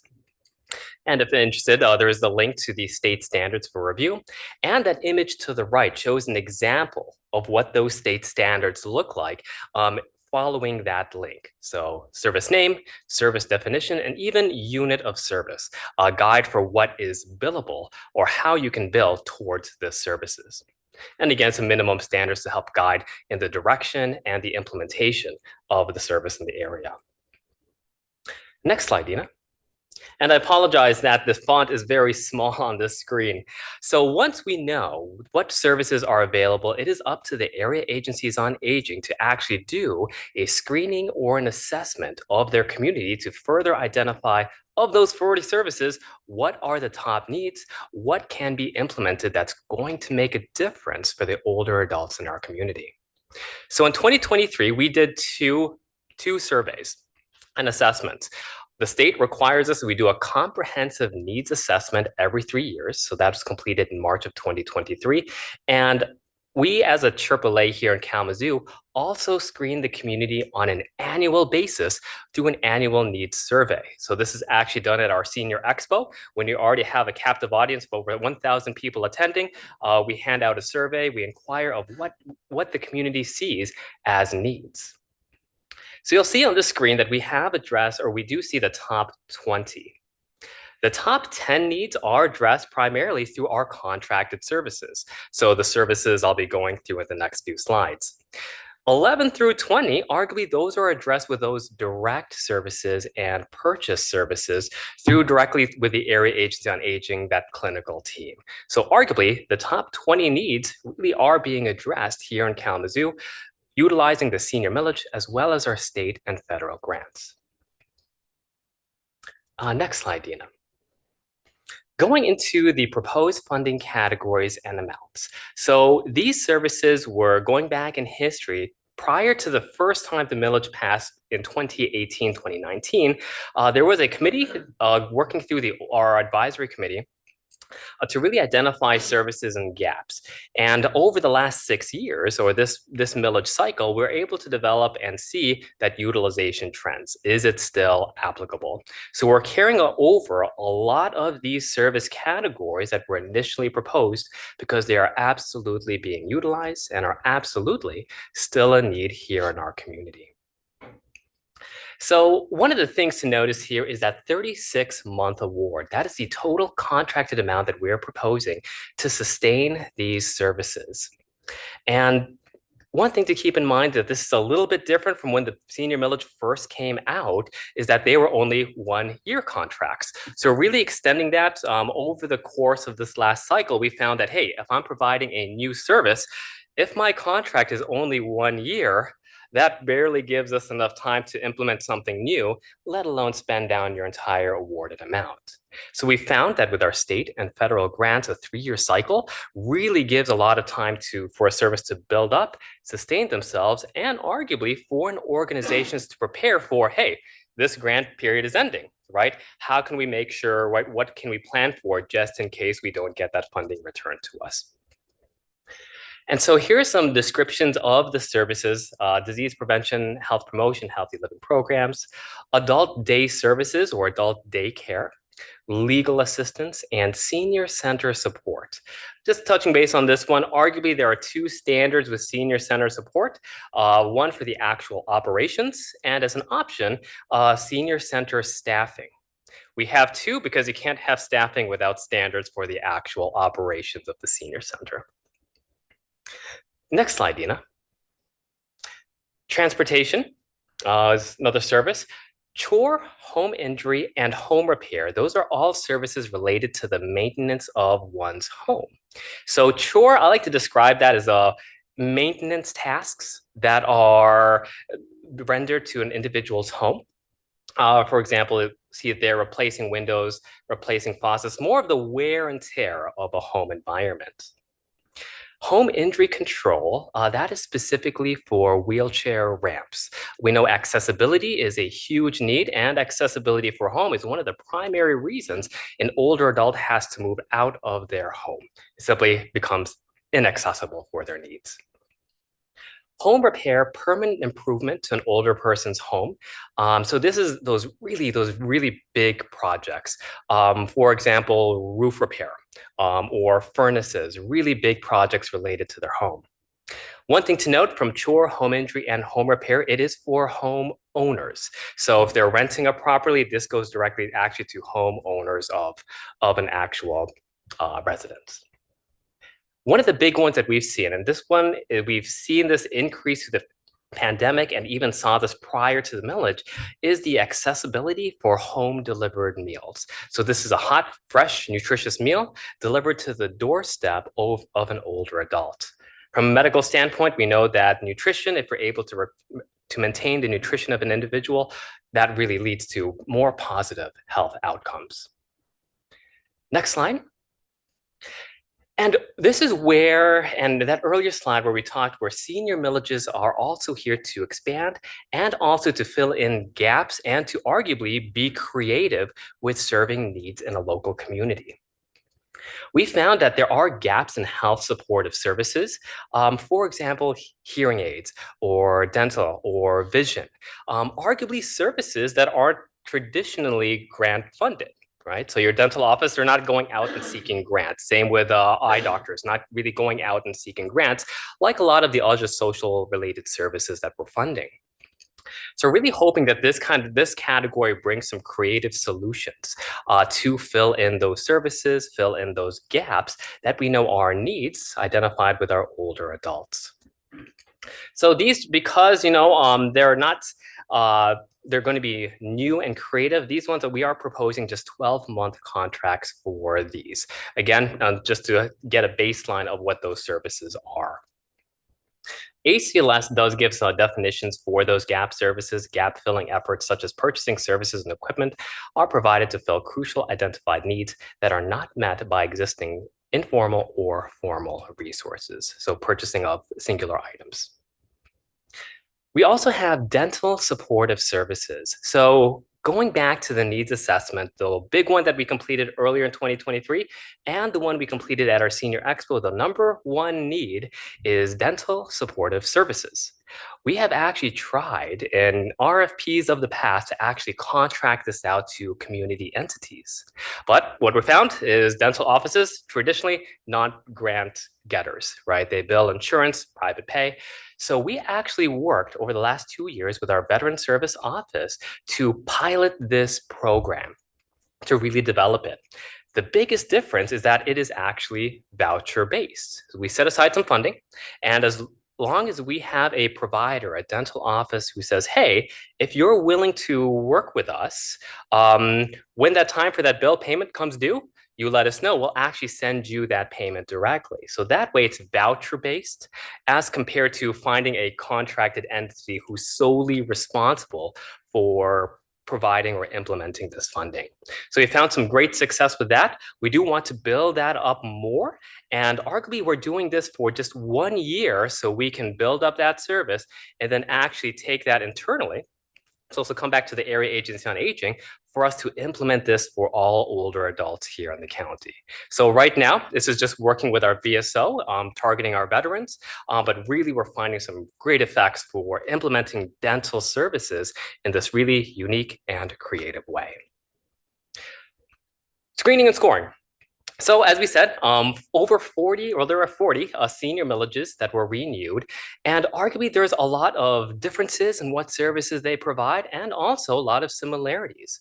So we're proposing again just to update our processes for the screening and scoring for our senior millage funding. We have developed and have previously implemented an RFP scoring tool, and that was included in some of the information. That really shows 100 points and the scores based off those specific criteria. Providers during the screening and scoring process are assessed against standards from the state, utilization, how they're going to be utilizing the services and the funding, as well as implementation. This also gives us a very strong baseline for ongoing performance metrics for awarded contracts. How are you doing the services? What are you doing with the funding? All things that we can measure. So we are also proposing scoring committees that are similar to surrounding areas like Calhoun County and Kent County. So ensures transparency and objective opinion for potential applicants and service. So this will include, just with the information we handed out, a total of 7 members, up to 3 Board of Commissioners, up to 3 staff members from the Health and Community Services Department, and also the chair and the vice chair of our Older Adult Advisory Council. Again, just to really try to encompass more of that feedback from community perspective, from a public perspective, as well as, of course, increased transparency for the services that we're recommending, and as well as the funding we are recommending for each service. And of course, recommendations from that scoring committee is brought back before the BOC for that final approval, for that final award of funding, how much, and of course, who gets those services. All right, there we go. Made it through. And so it's loaded, and I apologize for that in just a few slides, but we'd be glad to try to answer, of course, any questions that y'all may have. Pro Tem Hepler. Thank you, Vice Chair Taylor. I love that you've got a great presentation. Sure. How many people are we serving? Are we serving our vulnerable community? Are we Absolutely. taking care of our vets? Are we taking care of the community there's a lot of dollars there. Absolutely. So using 2023 as an example, you actually have a slideshow in your packet that shows some of the history. So last year, we're seeing this trend of increased service utilization. We served over 10,000 older adults last year alone with the services that we have. We are also tracking utilization county-wide. Now, what we are seeing is that utilization really is based off of 3 overlapping trends: older adult concentration, older adults who have high financial needs, and older adults who are arguably living alone. When you put all of those together, if you think of that map of Kalamazoo County, draw a line right in the middle, north and south, that's arguably where a lot of our utilization is, just because of some of those 3 trends that we're seeing. However, what that also gives us an idea of is, okay, where do we need to be in regards to more outreach, more presence, right? More in our surrounding areas.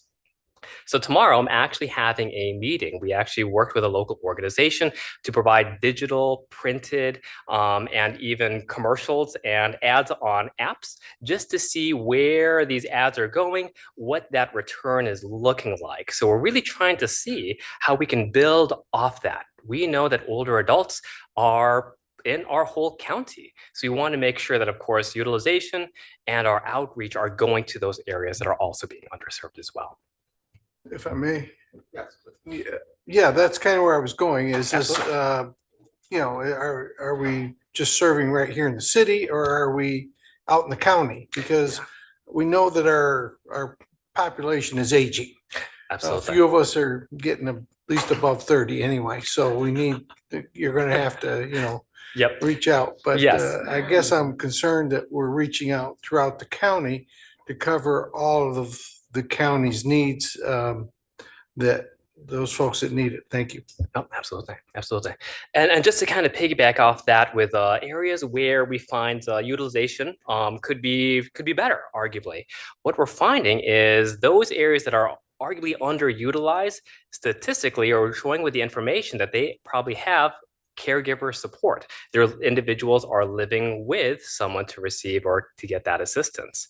So that's really helpful for us as we're doing outreach, because now we can kind of target our messaging for caregivers as well as older adults. So we're really starting to see, now that we have many years of utilization trends, really where we can start getting really targeted in terms of our outreach. Mr. Schutz. Yes. Thank you, Chair. Thank you for your presentation. Okay. I have just a couple of questions, and looking at the supplemental data, it looks like City of Portage, certainly the highest utilizer. City of Kalamazoo, less than half of what's being utilized in Portage. And then some of our, you know, our more rural communities, very few people engaging in the service. I wonder, I don't know within the data, do you have a picture of where our elders are concentrated? Certainly our higher population segments of the county have more people in general and will have more elders, but I'm just wondering, in proportion to the size of their population, we look at some of the differences, you know, for the city of Kalamazoo, for example, we have a higher population than the city of Portage, but that utilization is a bit different. Do you have data that kind of shows how? Yeah, absolutely. So our senior needs assessment, that comprehensive one, actually maps out concentrations by census tract for older adults through various age groups. It's in this color graph, right? Yep. And it's really tiny, so you'll have to go to our senior needs assessment to actually expand that and see some of that data of where older adults are located. And I apologize, Commissioner Strebs, you had a second part of that question, utilization, I believe. Okay. Yeah. So we find actually with utilization in regards to services, areas that have a senior center or organizations that work with older adults in more of a community-based settings have higher utilization rates. So I'm assuming what we can pull from that is areas where older adults can congregate and receive information for all services that the senior millage is funding, really that kind of turns into more utilization within the community. So knowing that, we've actually worked through various initiatives last year alone to really do more empowerment and education with literally any organization that would be willing to work with us. So we're trying to establish office hours at community centers, provide education to local organizations about the needs of older adults specifically, and then also what services are available at the Area Agency on Aging. So whether that's through state, federal, or local senior millage. So really those two elements of education are absolutely important for individuals to be aware of the services and realize how that's, applicable to them. Some of the home repair needs, did you see any constraints in funding where it's a high need identified, it's utilized, but we also have some housing millage dollars that are identified with community partners to help with critical home repairs. Does AAA help to sort of bridge collaboration across those funding streams to connect seniors with funding if it should be running tight? Absolutely, yes. So on two levels, we've had some discussions already, had a few meetings already with Director Bakama with housing to see where we can kind of partner, utilize, and make sure that individuals that we're serving are aware of the services or the availability of the funding from each millage. So additionally with that, we do have an information and resource as a direct service that is actually staffing that works with the community to provide that education, to provide that awareness, and to help with that navigation. So we know the services are here because Kalamazoo is very well supported with our housing millage and our senior millage. But of course, it's navigating that and working with older adults for navigating some of those complexities. Yes, we have actually senior millage funding specifically going to our information and resource team. That's a team of 3 licensed social workers who can help navigate those needs. Okay. One more, I'm not sure, will you be back again to do your annual presentation, or is this the time that you'll be in front of us? I can be back as many times as just because absolutely. I have un-millage related questions, but I don't know if this is the time to address them. Okay, gotcha. Do we know, or I guess we don't know. So maybe just in brief, or you could follow up with me outside of now, but the last time that you were before us, we had some discussion about AAA and Medicaid reimbursement and participation.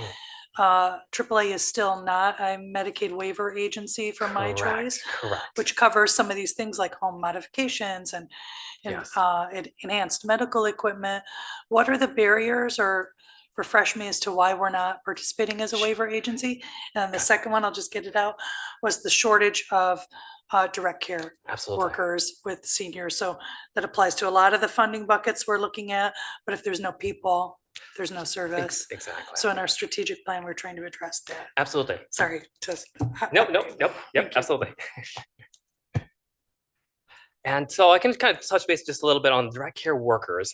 So with our senior millage, we are actually have funding set aside to match the state hazard initiatives. So the state, with our state and federal funding, they're actually giving us extra funding for us to say, hey, if you're working with a direct care worker that's funded by the state and federal funds, you can actually pay them an additional $5 an hour. So that was excellent. It helped retain the workforce for direct care workers. However, prior to the senior millage supplementing this, what we had is direct care workers, and for very arguably good reasons, say, hey, I see that you have a referral for this client. Are they funded by the millage, or are they funded by state and federal grants? Because I get an initiative for the state and federal grants.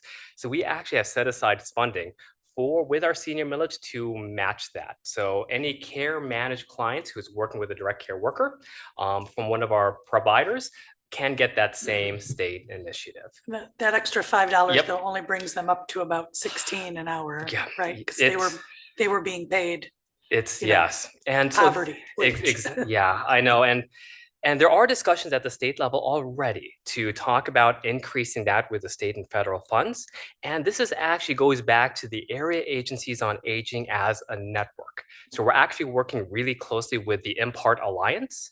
It's a really great advocacy group specific for working with direct care workers, making and initiating those policy level changes, arguably at a state and federal level, to really address that. So it's there's a lot of movement. We're excited to be part of it.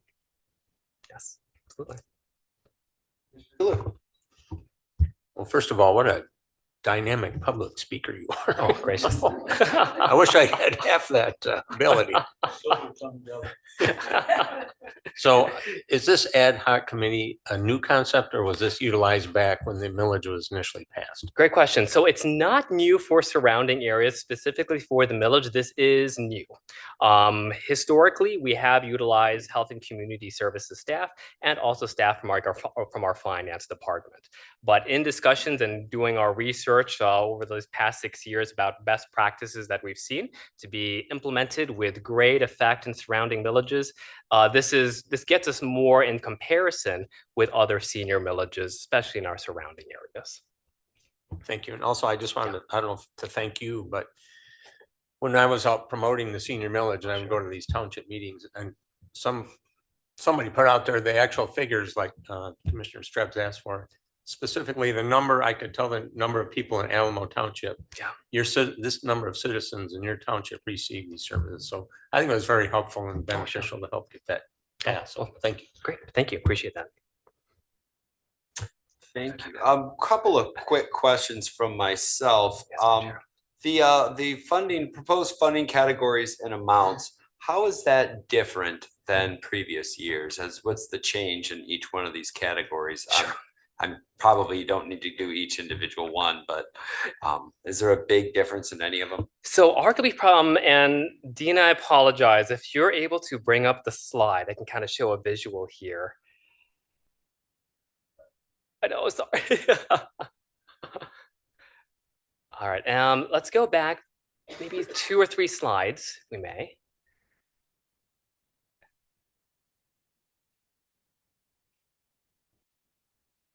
There we go. One right here. Here we go. So one of the bigger changes we've actually seen is with our home repair. So again, prior to 2019, a group came together and said, hey, these are some of the identified services working with our advisory council. Here's the services and the funding. Over the last millage cycle, we found action, even having direct communication with the providers, that, hey, these are needs. However, the utilization is lower. So specifically chore services, that's probably the biggest one that we've seen for a change that we've proposed. The routine maintenance was not as utilized, but the demand for home injury control, the wheelchair ramps, was very high. So that's one of the bigger changes you're seeing here is just a reallocation of those funding from more of your minor home repair to more of a wheelchair ramp.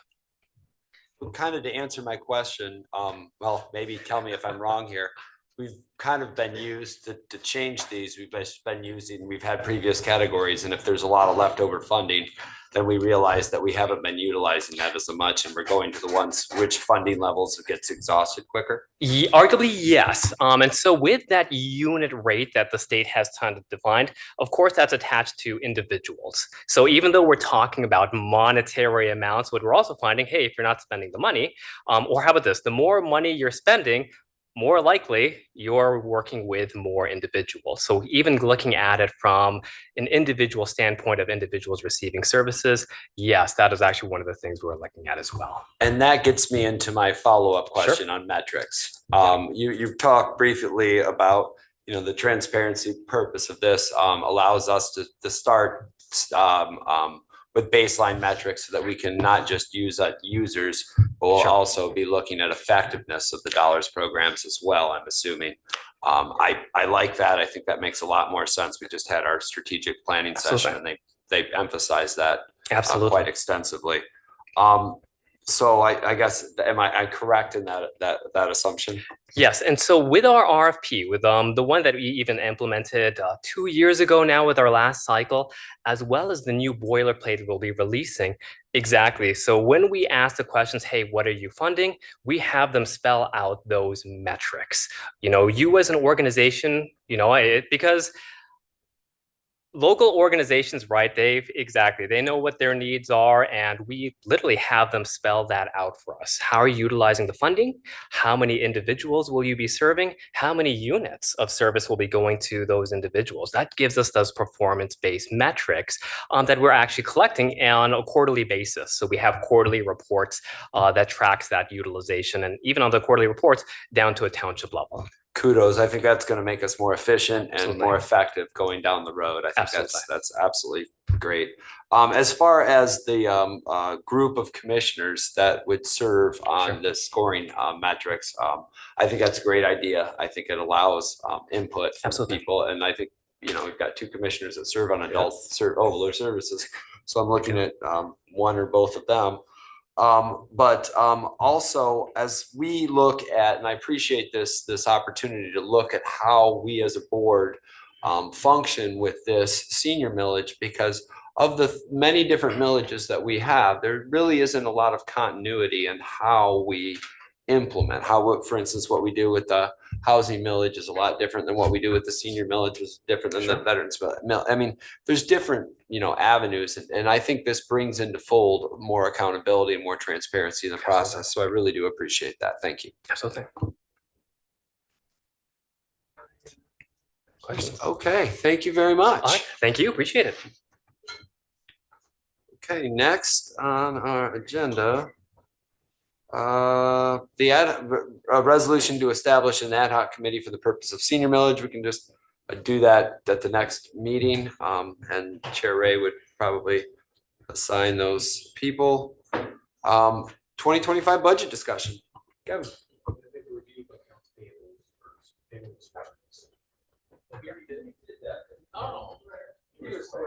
No one asked any questions, so he got through that real quick.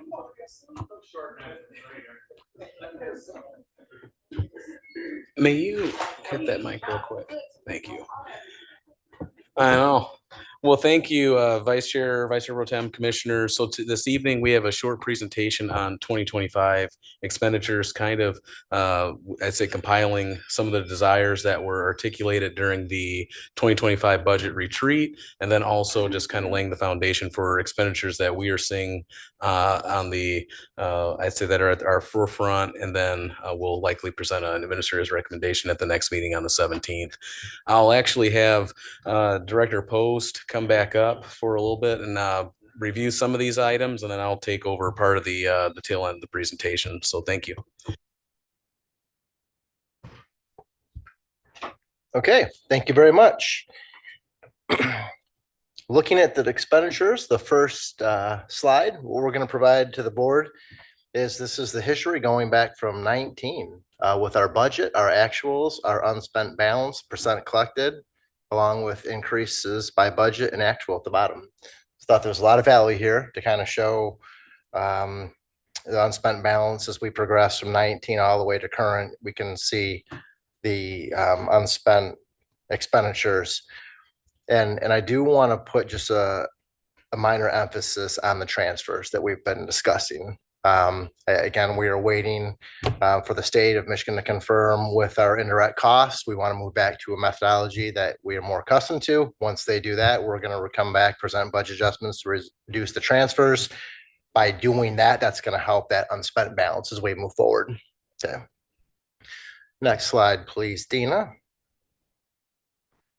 As we move forward with a forward approach with this presentation, we want to update wages in a couple different ways. First and foremost, when we look at the wages, we can see 2%, 3%, 4% scenarios included in there.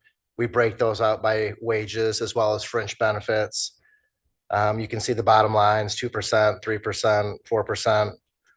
When we look at this from the general fund's perspective only, that's about $600,000 of an increase each year, made up of, again, salaries and fringes. Next slide, please, Dina. This page, this slide right here includes a little bit more than just the wages to the general fund, but there's a net impact to the general fund. Primarily, there's 3 transfers that come out of the general fund, one to the health fund that supports the health fund 100%. There's a transfer to the front of the court, which is about 33 or a third of the total cost because that grant reimburses the other 2/3. We also have the child care fund, and that's about a 50% cost because again, the grant reimburses the other 50%. So when we stack the general fund along with these three transfers and we include them by percents of 2, 3, and 4, that number that we just highlighted, 600,000, really, if we look at 3 and 4% of the totals, that's about an $800,000 increase. So $800,000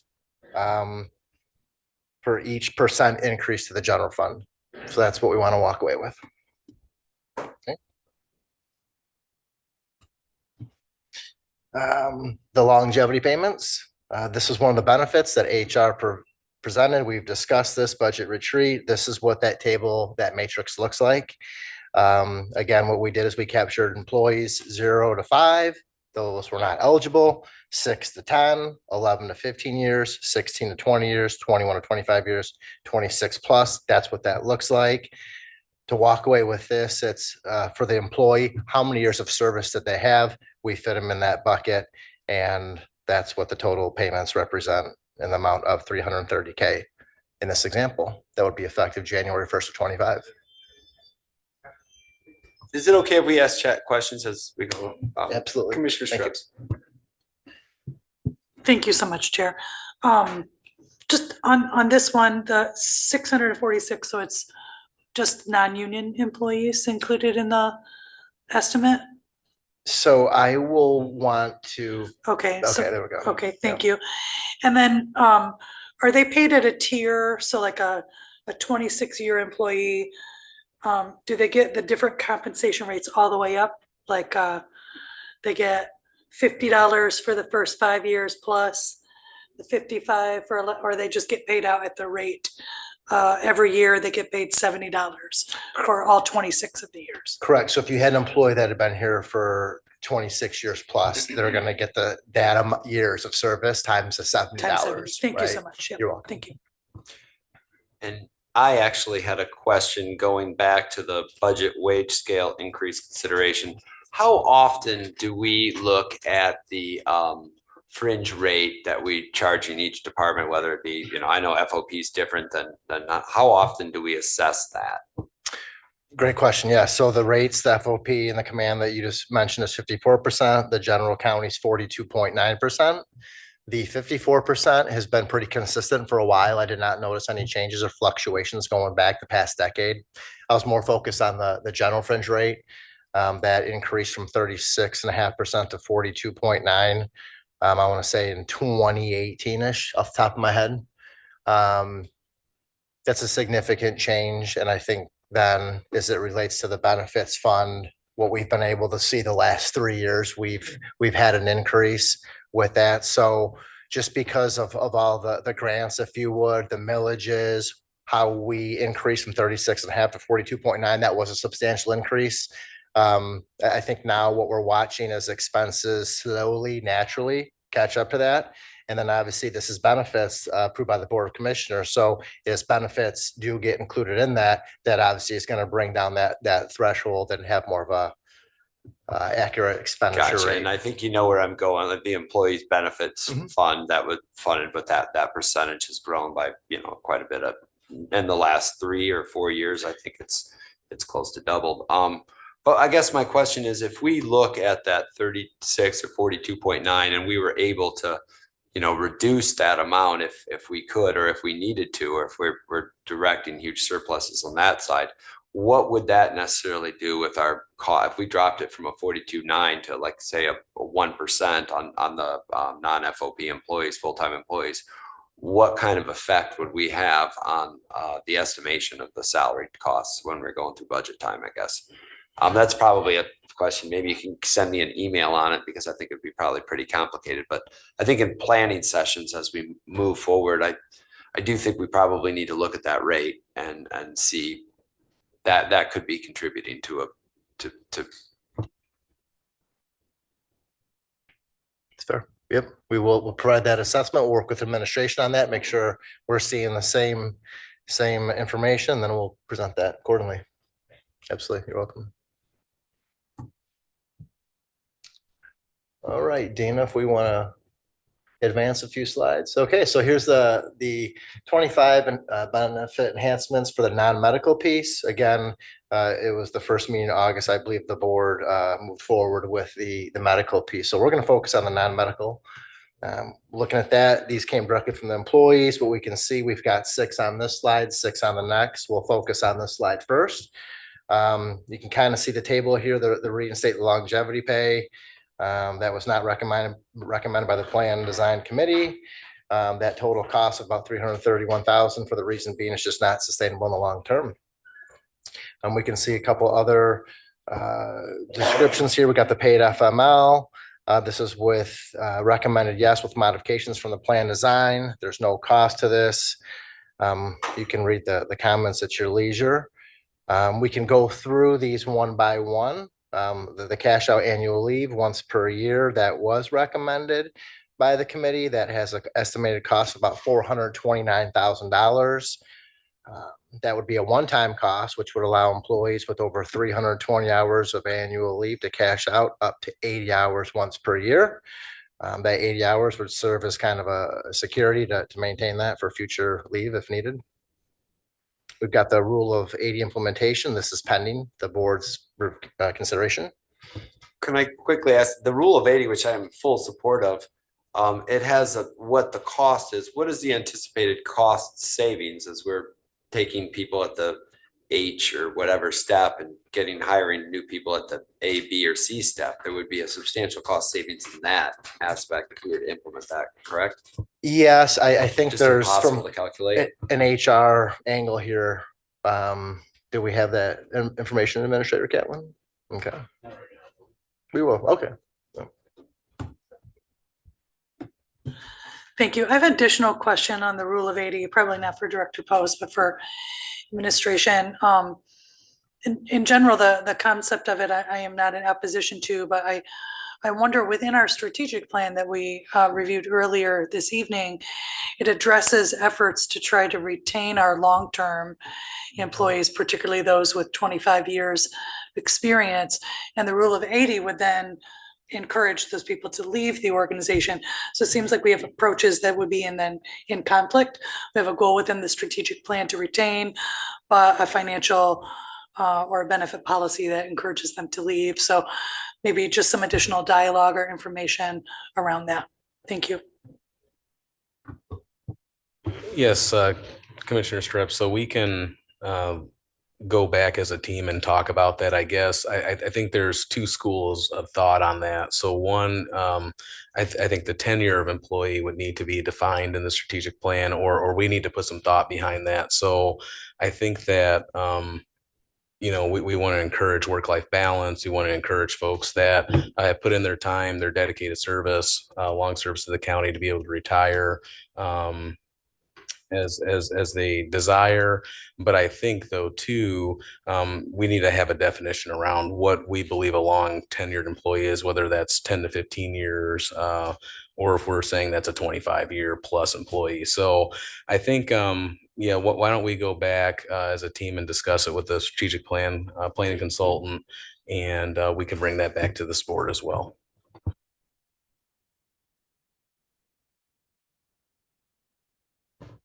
Okay. Proceeding on, moving on from the rule of 80, we've got paid bereavement leave that was recommended by the plan design committee. There's no cost to that. Comments being 40 hours of paid bereavement leave per year with no carryover. Number 6, we've got increased frozen sick leave payout from 50 to 75%. There was a recommendation from the plan committee, but there was modifications to that just to disclose. And that was in the amount of about $1.1 million. The proposal to pay out all frozen sick leave at 50%, and that is a one-time cost that would be paid out in the fall or October of 2025. Next slide, please. Number 7, request will be move all step increases to March 1st.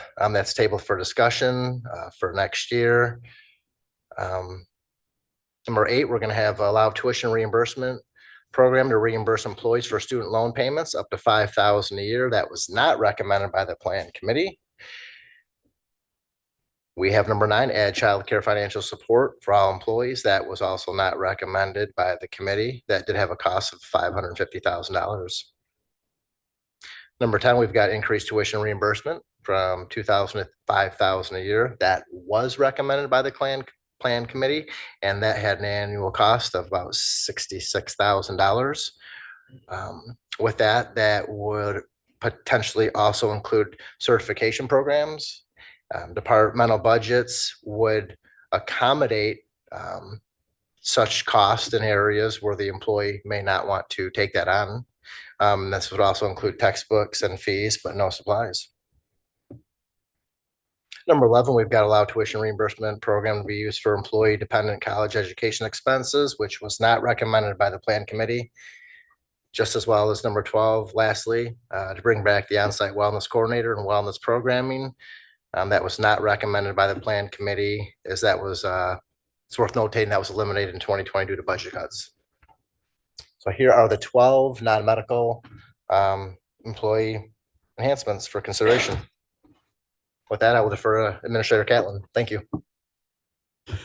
All right, so the next portion of this presentation focuses on expenditures and an outlook that we're reviewing for 2025 with input from commissioners. So the first one was an increase to the Board of Commissioners salaries. We participate in a salary survey every year with 9 other counties, some larger, some about the same size, and I think, about 2 that are a little bit smaller. So those are like Ingham, Livingston, but we have some that are Oakland, Wayne County, Genesee, Kent County, Ottawa County. We have Wayne County. So just to name a few, but nonetheless, so we compiled, all of that data and then put together some projections from the desires of the board. So as I was reviewing Board of Commissioner salary, so we looked at chairperson, vice chairperson. A lot of the commissions don't have a vice chair pro tem, so we just kind of group that in with vice chairperson and then commissioners. So what we're looking at right now is the average salary for chairperson is $41,000. It sounds like the desired salary from discussions I've had with some commissioners was around $28,500 for the chair, $27,500 for vice chair, $27,000 for vice chair pro tem, and then $25,000 for commissioners. Vice chair. I've got a quick question on the average. If you're including Wayne County, whose commissioners make over $100,000 a year, how do you get the average at 27.5 if you've got 9 counties? And I mean, the rest of the counties have to be close to 0, right? I mean, I'm just thinking, if you're at over $100,000 for Wayne County commissioners and you're averaging that in, it seems like, that's why I was shocked when you said Wayne. So Wayne County, their chairperson, they did not report out on vice chairperson, but Wayne County's commissioners and chairperson indicate they make $63,468 a year.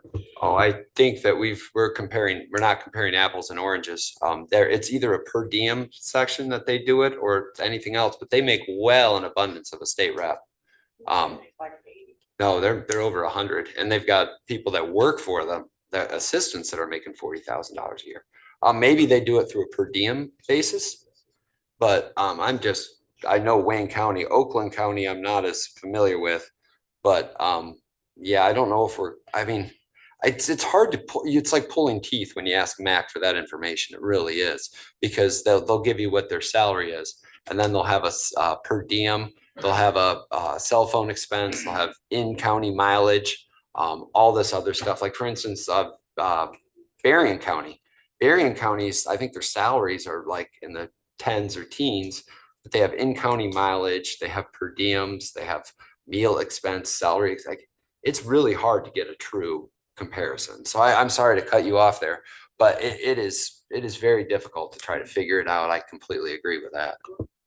Yes, exactly. So the caveat is that we only collected the salary data, so we do not have per diem, but that's something that as time goes on, we can try to have HR ask about the ancillary stipends that they receive as well. So yeah, this is just salary information that was collected, and it's for 2024 data, obviously, as of January 1st.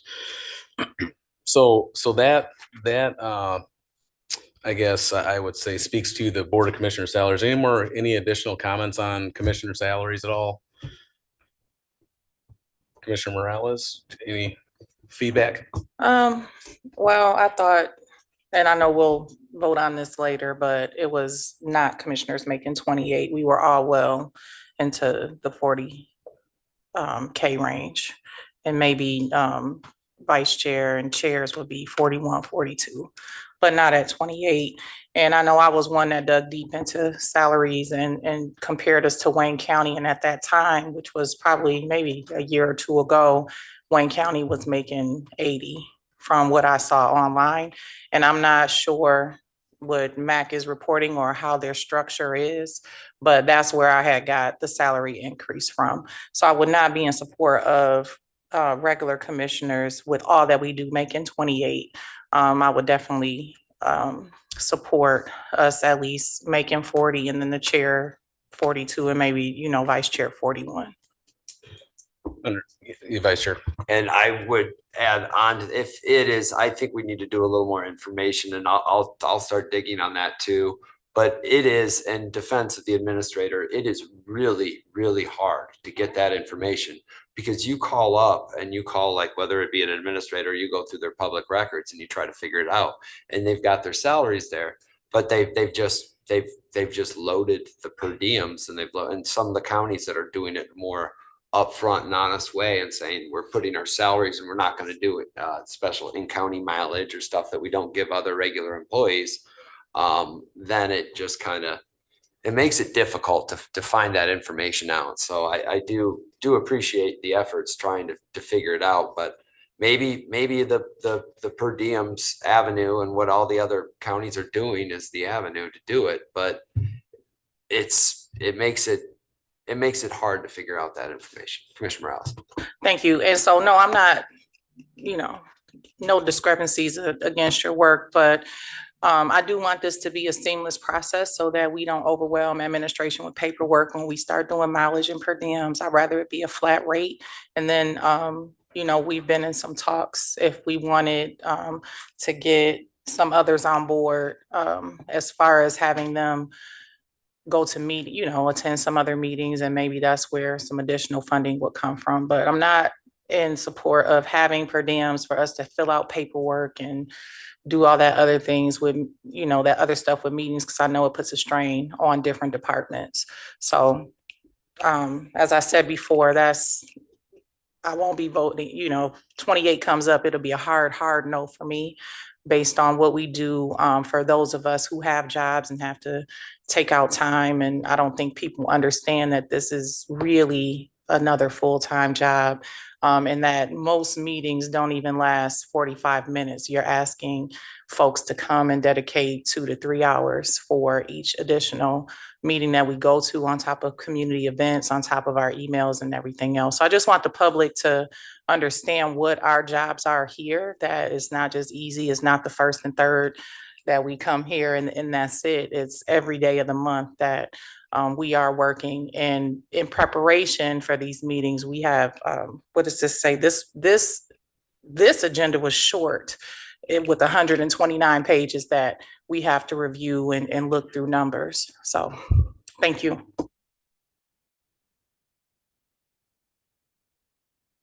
Thank you. I just, as we're having discussion here, one of the things that comes to my mind is about transparency, and because it's difficult to obtain data, because commissioners across the state are paid by salary and also with per diems, it becomes unclear. And so if we do identify a salary range and implement the wage that way, then it's transparent to the community what, the cost of the governing board is to the community. So that's a potential benefit to consider in structuring it that way. Yeah, thank you.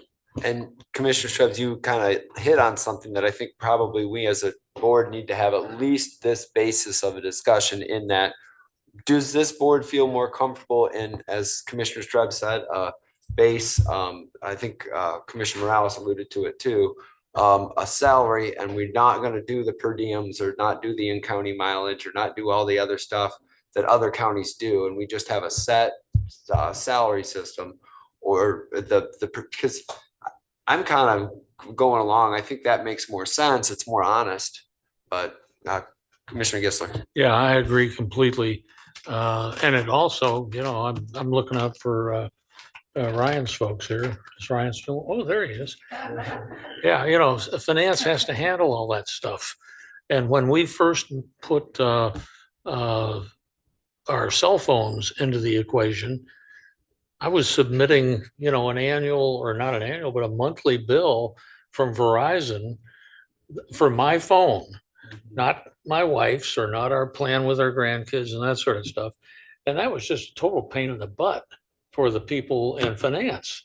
They were juggling cell phone things for like 30 or 40 bucks.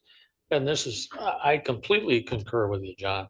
Let's call it what it is. It's what salaries are. And let's not fiddle with per diems and other travel expenses and that sort of stuff.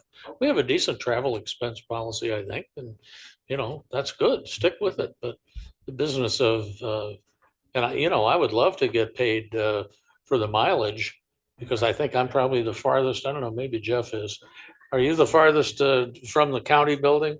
So when I drive in from the Vicksburg area, it's 13 miles each way. Well, I don't think that's appropriate at all. Yeah.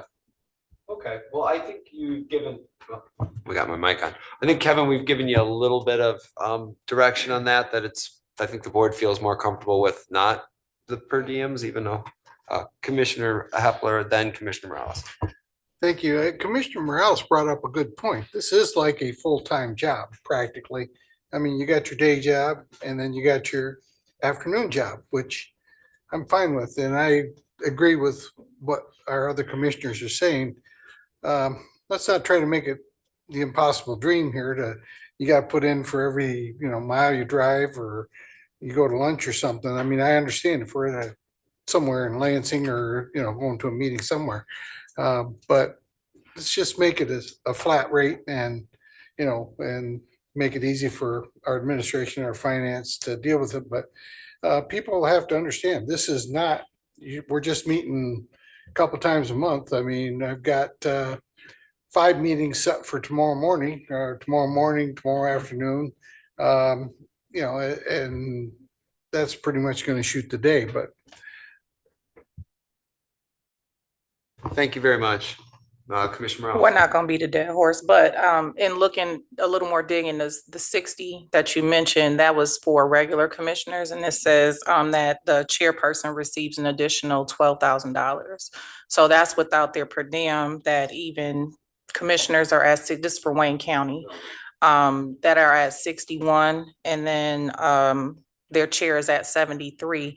But even when I look at our growth, I mean, people are looking to Kalamazoo for everything from housing to the millages that we do. So I don't feel bad in my request for 40K, even though we're not as big as Detroit, we are growing. I mean, we're well into 200K plus now. So just wanted to put that out there, and I will make a call to their chairperson tomorrow and get you an exact number. No, she's in my cell phone. I got you.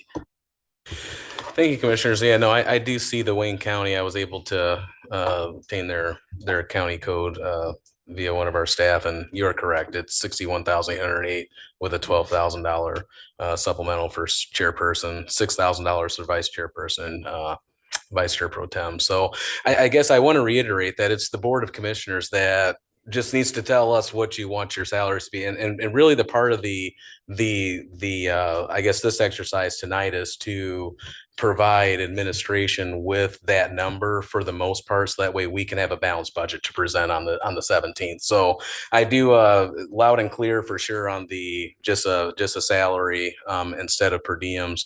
So I will have Dina skip the next slide because it has per diems on it, and then we'll move on to the other elected officials. So Dina, 2 slides, please. Thank you. For clerk register of deeds, so recognizing that there have been a significant responsibility, a significant rise in responsibilities and shift in workload, particularly managing statewide elections. The proposal here is to shift the clerk salary up 2 steps, which aligns with step F of the projected I'd say wage scale. So of the K 114, the clerk would stay within that same band, but move up 2 steps.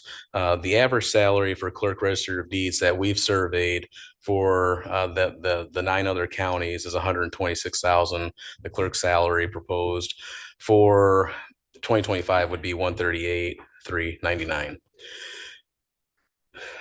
Next slide, please, Dina. Similarly, for the drain commissioner salary, as you know, there's been an increase in workload through the MS4 permitting and compliance program in the state of Michigan, and then also increase in staff in that office. The drain commissioner's current K band was at a K113.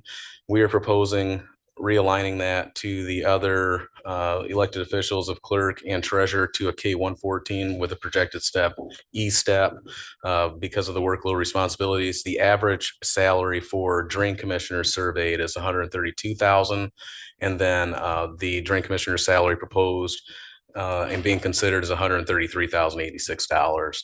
And so that would be the drain commissioner. Perfect.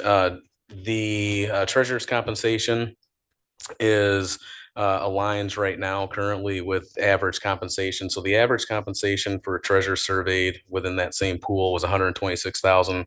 Moving this treasurer up 1 step would be $127,986, with the caveat that we still have not landed on.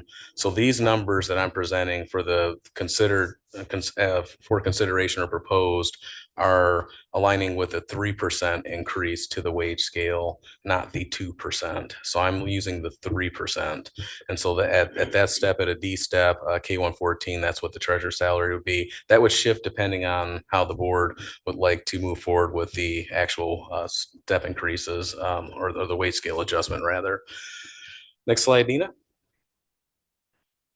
So then lastly, the sheriff and the prosecuting attorneys. So their salaries, they're at a K117. And then so shifting them up a step would put them both at the $186,967. Average salary for sheriff in the group that we surveyed, which is the same for all the groups, including commissioners, it's about 150,000.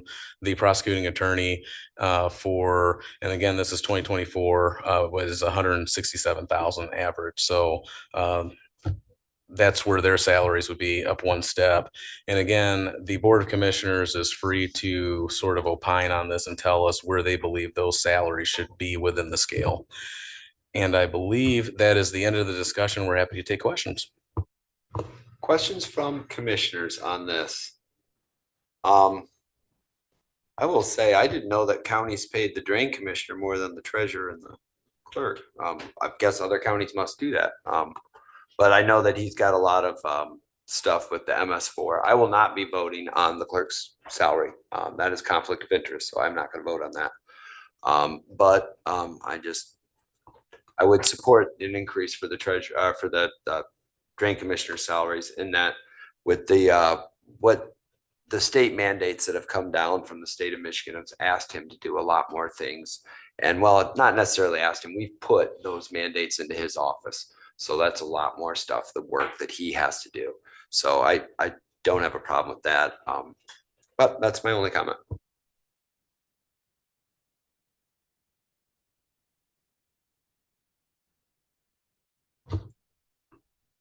Okay, Commissioner Strubs. So not on electeds salaries, but we talked through the employee wage options. Did you need some consensus or direction from the board to the extent of the employee increase? And also we have recommended and not recommended benefits that we've discussed. Do you also need some direction from us on those benefits? I will lead that off. I would like to see our employees receive a 4% increase. I think that, they're worth it and we can afford it. At this time. And that's what inflation has been tough. Let's address that through the wage. Absolutely. Thank you for the question, Commissioner Strepp. So tonight, yes, you hit the nail on the head. So we're looking for some indication, some direction. I mean, we can kind of we still have some time to play around with things, but if I'm hearing tonight that the desire is a 4% increase to the wage scale, that has implications on our projected surplus that we're working with now, which is fine. But that's why we provide the information. We also do need some consideration and some information on desire related to those non-medical benefits. So currently, what I've heard, right, is that commissioners want to see a flat rate for salary for all of the positions, whether it's commissioner, vice chair, pro tem, vice chair, and chair. And then I'm hearing a 4% increase to the wage scale. And again, there's still adjustments that can be made to that. I've heard, at least for the elected, countywide elected officials, that the salaries presented, and by way, that is no recommendation. I'm just working based off average salaries and duties and such. If those are okay the way as they're presented, but they still have plenty of time to move forward, we can adjust those later on, but we'll bake those into the administrator's recommendation as presented. And then the last thing, yes, I would need some indication on if the board wants to move forward with things such as longevity pay, and we have the estimated costs associated with that. Paid FML, we can talk about. That's just more of a leave code for us. But the cash out of the annual leave once per year, that's an employee benefits fund. Implication there. So yeah, just those items, and I believe that should be it. Thank you for that, Commissioner Stubbs. I'm looking at that percentage of increase and was going back and forth between 3 and 4 in my mind, based on what I thought the cost was going to be. I kind of landed at 3, but looking at the increase of our employees benefits fund and how much, and I think we can reduce our percentage that we're putting over, that would reduce our costs eventually. I could be swayed to go to 4. I mean, that would be as high as I would. That's as high as I will go. But that's kind of where I'm at on that. If a majority of commissioners wanted 3 or 3.5, I'm a little more comfortable with that. But majority wants 4. I'm not going to nickel and dime over something that small. On the longevity, I think we need to continue to look at it. But I don't think now is the year that we implement this, because we don't know what it's going to mean for our bargaining negotiations. We haven't even sat down with our labor attorney to figure out how we can go into bargaining negotiations with our labor unions if we have this new benefit to offer. There's a lot of different things that we can do with that. I just don't think we're at the place now at this point in time for our longevity pay to be instated. Rule of 80, I think I'm in favor of it. Commissioner Stubbs did make a decent point on one of our comments on the strategic plan, did talk about retention of long-term employees. But I think if an employee wants to go, that doesn't mean forcing an employee to stay. And I think the rule of 80 is a good idea to try to turn over new blood. And there's also cost savings when you're hiring new people at a B and a C step and not paying the F. There is cost savings there. The rest of them I'm in favor of. I would like to see, because I think it's a heck of a employee attracting tool, is the childcare support for all employees. I feel strongly on that, and then I think that's how you get really high quality young employees that are going to stick around and work for you for a while. And that's my 2 cents on that. The rest of them that are either good or not good, I'm in concurrence with your recommendations. But yeah, that's my 2 cents. Commissioner Gissel, are you ready to go? I just wondered if you've had a conversation with Bo about this childcare. Oh, we're still doing our square roots.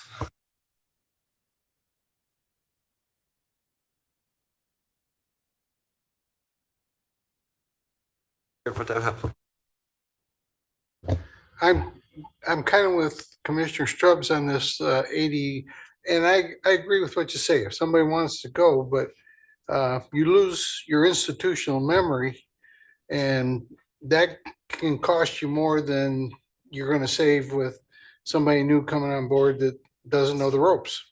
So I don't want to force anybody out, but if somebody wants to go, and that's fine. But I don't like the thought of, well, got 25, see ya, because as we say in all the time, with the longevity with our organization, you learn more of what's going on, and you're, a benefit. So I'm kind of concerned with one side, we're saying 25 and get out, and the other side, we're saying, maybe we need you to stick around. I think we need to look at that and weigh that pretty carefully. Because some people don't want to leave it after 25 years. They want to keep working for another day or two. They get up to 30 and you have to start thinking about that. Any other commissioners that want to opine? Commissioner Wheeler. I am in support of the 4%. I think that's a good move. I think it's a good investment in our employees. I'm on the same boat as you with the childcare. I would love to see that. I think, again, that's a really great incentive. But other than that, I'm good with the recommendations by the Plan Design Committee. Thank you. Commissioner DeLu. Yeah, I'm with you. I can do 3.5 or 4%. I think the rule of 80 is an absolute must, in my opinion. There are jobs that, after 25, who knows what, but they really need the option to go. I honestly think it would help morale, people knowing they have an end date. Because when you don't, you're coming into work and you're just like, I'm here for another, how many years? I think it's a necessity. I agree. The longevity to me is not worth it. You be here 10 years, you get an extra $500, So, and also on the childcare, I'm just assuming maybe it was a no because of the cost. So I was kind of leaving that up to administration and finance to figure that out. It's over $500,000 childcare for everybody. So I can take it or leave it. Thank you. Any other commissioners want to opine? Well, I think, Kevin, you got a little bit of direction. But I appreciate the work that you go into this. I know this is not what we get to see here. There's hours and hours and hours of work that goes into it. But I think we don't have a closed session, right? Okay. With hearts and minds are satisfied, we are adjourned. If there's no objection. If there is no objection. Thank you.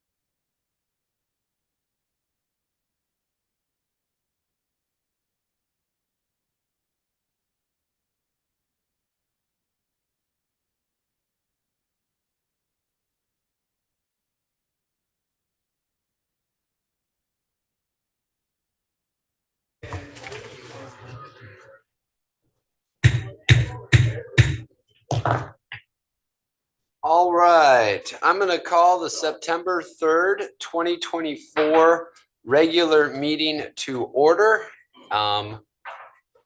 Giving tonight's invocation reflection was supposed to be, well, I will, unless Commissioner Gissler, I guess I will do it. Bow our heads. Dear Heavenly Father, we ask that you give us the wisdom to make the right decisions for all the citizens of Kalamazoo County. We ask that you give us the guidance to treat each other with respect and dignity, and that we make decisions that affect everyone in our community in the best way possible. In your name we pray, amen. I pledge allegiance to the flag of the United States of America and to the republic for which it stands, one nation, under God, indivisible, with liberty and justice for all. All right, thank you. Clerk, will you please take roll? Commissioner Mazer. Here. Commissioner Morales. Chair Ray. Commissioner Strebs. Here. Vice Chair Taylor. Here. Commissioner Wheeler. Here. Commissioner DeLu. Here.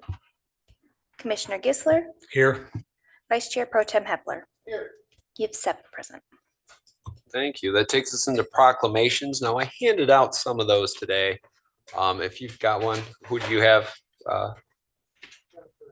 Okay. Do you want to read the proclamation with Jennifer Cabot? She's not attending today, as far as I know. Thank you, Vice Chair. This is a proclamation honoring Jennifer Cabot. Whereas Jennifer Cabot has served the citizens of Kalamazoo County for 25 years as of August 23rd, 2024, and whereas Jennifer Cabot has faithfully served as a court recorder, judicial aide, and whereas the County of Kalamazoo wishes to acknowledge and honor employees who have longevity under the umbrella of county government, since it is through longevity that experience in the employee's particular field is achieved.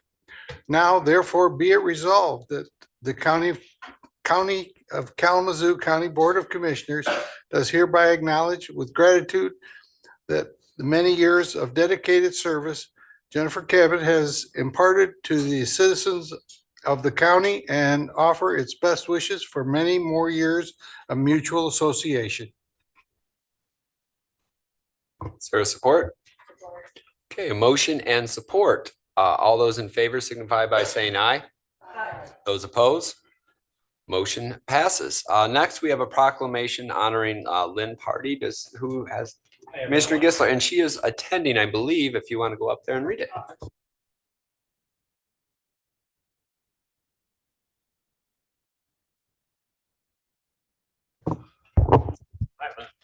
How are you? I'm well. John How are you? Gissler, and I'm going to read your proclamation. Okay. And then I'm going to hand it to you, and probably somebody's going to take a picture of us. Maybe. Okay. The Kalamazoo County Board of Commissioners, a proclamation honoring Lynn Pardee. Whereas Lynn Pardee has served the citizens of Kalamazoo County for 25 years. You started when you were 6, right? As of the 23rd of August, 2024, and whereas Lynn Pardee has faithfully served as judicial aide in the probate court and the circuit court, and has also served as a bench clerk, deputy court clerk, and collections officer in the district court.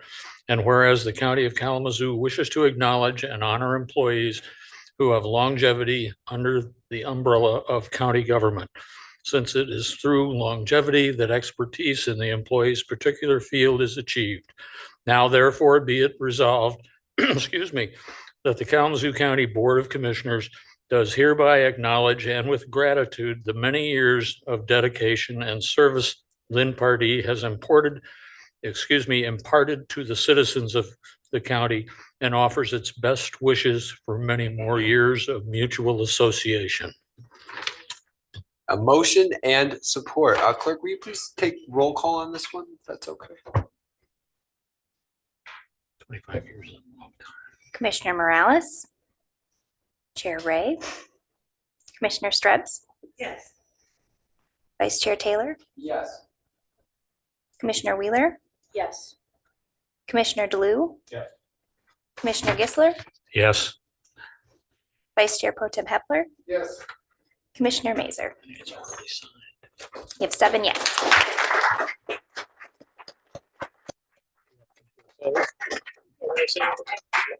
Well, hang on. We're gonna get a picture. Right?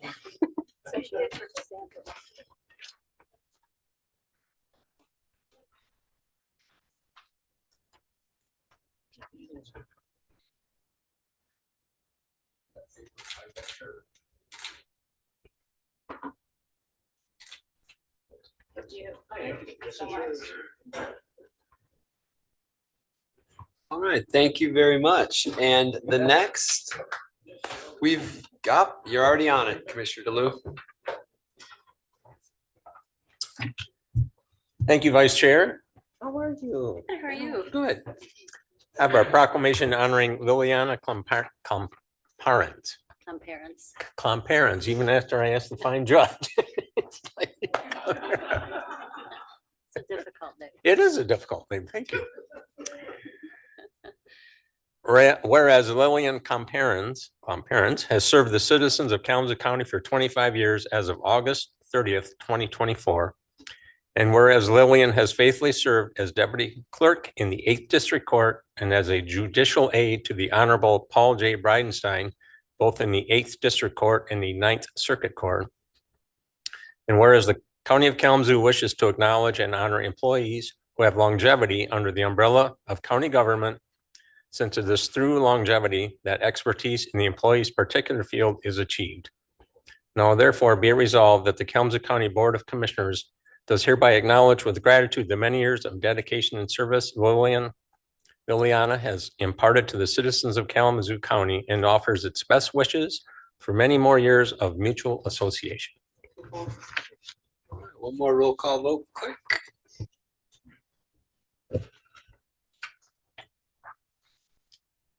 Chair Ray, Commissioner Strebs, Yes. Vice Chair Taylor, Yes. Commissioner Wheeler, Yes. Commissioner DeLu, Commissioner Gisler, Yes. Vice Chair Pro Tem Hepler, Yes. Commissioner Mazer, Yes. Commissioner Morales. You have 7 yes.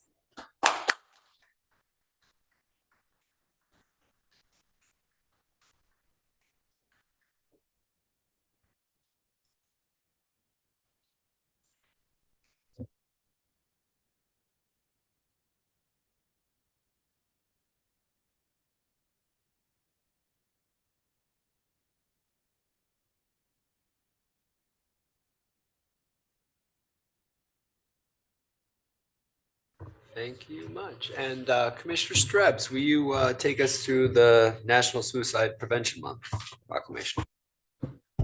Yes, thank you, Chair. So Kalamazoo County Board of Commissioners proclamation. So I move a proclamation designating September as National Suicide Prevention Month. Whereas suicide is a public health issue and is one of the most preventable types of deaths. And whereas suicide is the 10th leading cause of death in the United States and the second leading cause of death among individuals by the ages of 10 to 34. Whereas Griffin Place, a nonprofit organization established in 1970, helps people in conflict and crisis and is dedicated to saving lives and bringing hope to those affected by suicide. And whereas Griffin Place serves the Kalamazoo community through a variety of suicide prevention programs and services, including the 988 Suicide and Crisis Lifeline, suicide prevention trainings, Survivors of Suicide Loss Support Group, and Gatekeeper, a school-based youth suicide prevention program. And whereas Griffin Place is a leader in suicide prevention in the area, Griffin Place staff are expertly trained in suicide prevention and are fully certified by the American Association of Suicidology. And whereas over 60,000 calls are handled annually through 988 and over 200 adults and 3,000 students are trained to be gatekeepers to suicide prevention. And whereas Griffin Place serves as a support system for those in conflict and crisis 24/7, 365. To be proclaimed, the Kalamazoo County Board of Commissioners designates September of 2024 as National Suicide Prevention Month in Kalamazoo, Michigan. And we do commend this observance to all of our citizens. Support. A motion and support, and I think we can do a voice vote, or do I need a? This can be a voice vote. Okay, thank you. All those in favor signify by saying aye. Aye. Those opposed? Motion passes. Who wants to read the Eagle Scout one? Commissioner Wheeler, thank you. Honoring Thurston Hendricks, Ian Webster, and Sean Willoughby, Troop 205 Eagle Scout recipients. Whereas Kalamazoo County, a place for families in the heart of Southwest Michigan, takes pride in its sense of community and citizen involvement. And whereas the vision of the Boy Scouts of America is to prepare every eligible youth in America to become responsible, participating citizens and leaders who are guided by the Scouts' oath and law. And whereas the Boy Scouts of America encourage Eagle Scout candidates to complete worthy projects to improve their neighborhoods, their community, and their region. And whereas Thurston, Ian, and Sean graduated from Kalamazoo Central High School in the class of 2024, Thurston will attend Kalamazoo College and major in chemistry and biochemistry. Ian will attend James Madison College at Michigan, and to major in political theory and constitutional democracy. And Sean will attend Michigan Technological University, with a major in robotics engineering. And whereas Thurston, Ian, and Sean have been in Scouts together since beginnings, Cubs at age 6, and received their Eagle Scout Awards in a ceremony on July 29th, 2024. And whereas this is the highest award a Scout can receive, few youth move up through the ranks of Scouting and only about 2% make it all the way to Eagle. And whereas for his Eagle project, Thurston created an outdoor chess table for learning and community at Revitalized Church. Ian refurbished and upgraded the Labyrinth, a natural space for meditation at People's Church. And Sean built the new raptor enclosures at Kalamazoo Nature Center, allowing the staff to continue to care for injured birds. And whereas Thurston, Ian, and Sean have grown into well-respected young men that both Scouts and adults look to as examples, now therefore be it resolved that the County Board of Commissioners do hereby honor Thurston Hendricks, Ian Webster, and Sean Willoughby of Boy Scouts Troop 205 on their achievement of attaining the rank of Eagle Scout, the highest rank in Boy Scouts. Support. The motion and support. Any discussion? All those in favor signify by saying aye. Aye. Those opposed? The motion passes. There's no communication. Is there any communications from commissioners that they'd like to add? Okay, approval of minutes. The chair will entertain a motion to approve the August 2024 Committee of the Whole closed session and regular meeting minutes. Support. Okay, moved and supported. All those in favor signify by saying aye. Aye. Those opposed? Motion passes. Approval of the agenda. Is there a motion for Commissioner Wheeler? I will move to approve the agenda with the amendment to consider the appointments to the Aeronautics Board of Trustees to be added to new business. Motion and support. All those in favor signify by saying aye. Aye. Opposed? Motion carries. Next, we have public comment. This is an opportunity for citizens or residents to address the Board of Commissioners. Tell us where you're from. Please keep your remarks to 3 minutes. Your time is displayed, and once your 3 minutes is up, your time has finished. And this is an opportunity to provide input in a professional and respectful manner. Any members wishing to address? Our prosecutor. Thank you. Vice Chair Pro Tem, members of the Board of Commissioners, I just wanted to make two remarks. One, with regard to your agenda tonight, on your consent agenda is the creation of several positions within the Office of the Prosecuting Attorney. The funding for those, as noted in your packet, is provided by the state of Michigan through their 2024 budget allocation. It costs the county nothing for those positions. There is also supplemental appropriations in the 2025 state budget, so there will be a continuity of funding for those positions moving forward, and we're hopeful in the 26 budget as it goes through the process with the state that we will continue to see those appropriations to Kalamazoo and several other counties across the state to be used in their prosecutors' offices. I don't anticipate there being any substantial costs with regard to fitting them into the fourth floor at the Pratt Justice Center. There'll be a little bit of work with IT just simply to get their locations up and running. And the other thing I wanted to mention was during your committee of the whole meeting, there was discussion about salary increases for employees in general, and a discussion about 3%, 4%. I just want to encourage you to seriously consider 4% in this year's budget for employees of the county.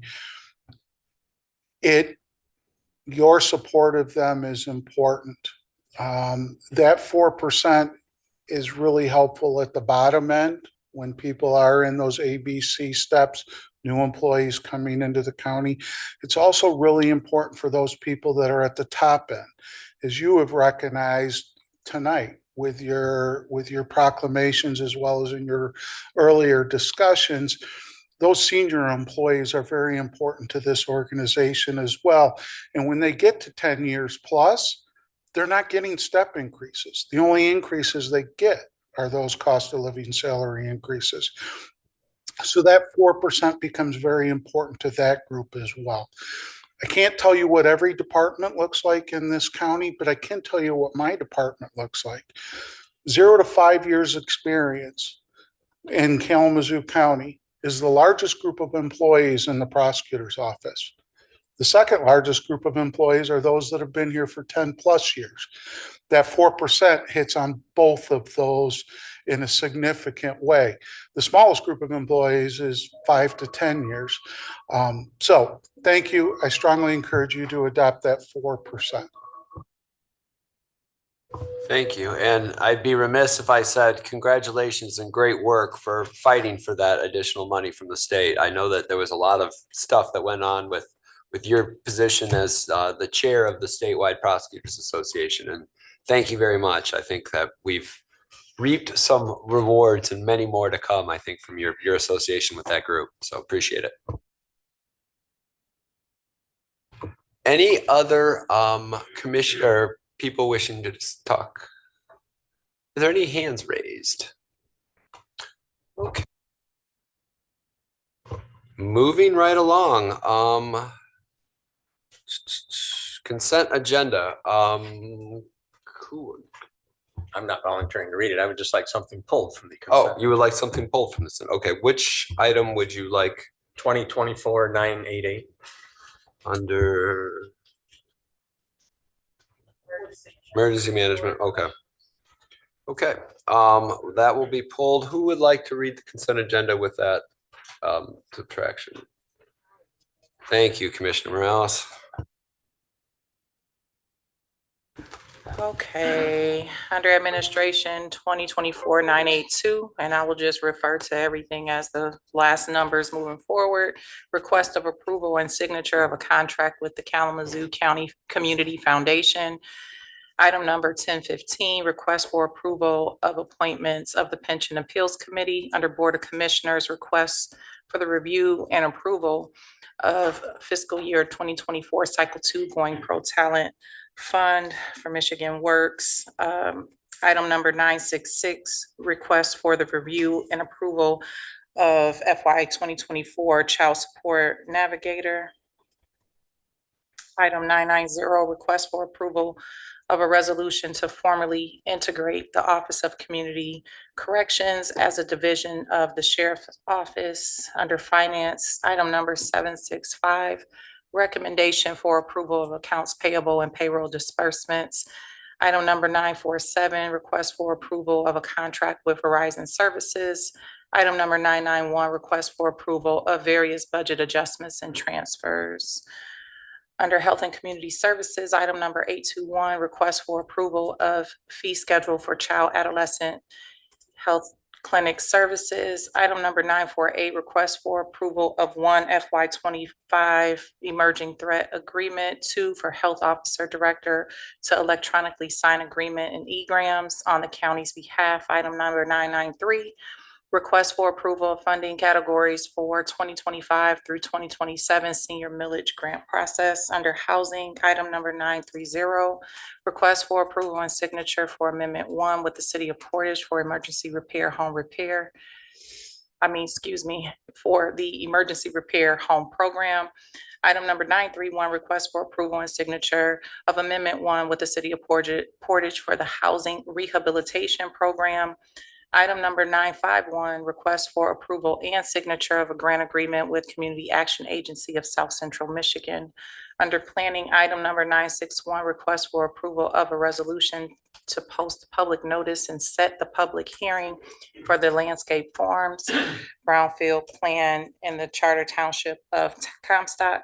Under prosecuting attorney, 956, request for approval and signature of a contract between is it Rico USA or Rico USA and Kalamazoo County by and through the Kalamazoo County Office of the Prosecuting Attorney. Item number 957, request for approval of position creations. I move that we accept this agenda as read. Support. There is a motion and support. Clerk, will you please take roll? Vice Chair Taylor, Yes. Commissioner Wheeler, Yes. Commissioner DeLu, Yes. Commissioner Gisler, Yes. Vice Chair Pro Tem Hepler, Yes. Commissioner Mazer, Yes. Commissioner Morales. Yes. Chair Ray, Commissioner Strips. Yes. All right, you have 8 yes. Okay, and we have 2 under new business or unfinished business. We'll do the unfinished business first. Who wants to read the emergency? Anybody?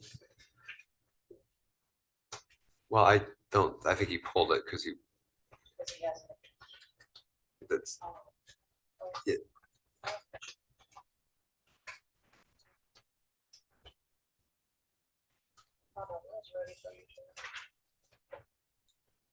It's all right.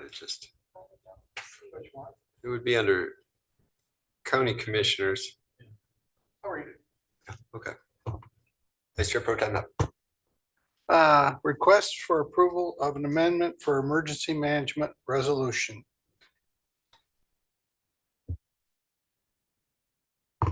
Okay, there is a motion and support and then discussion.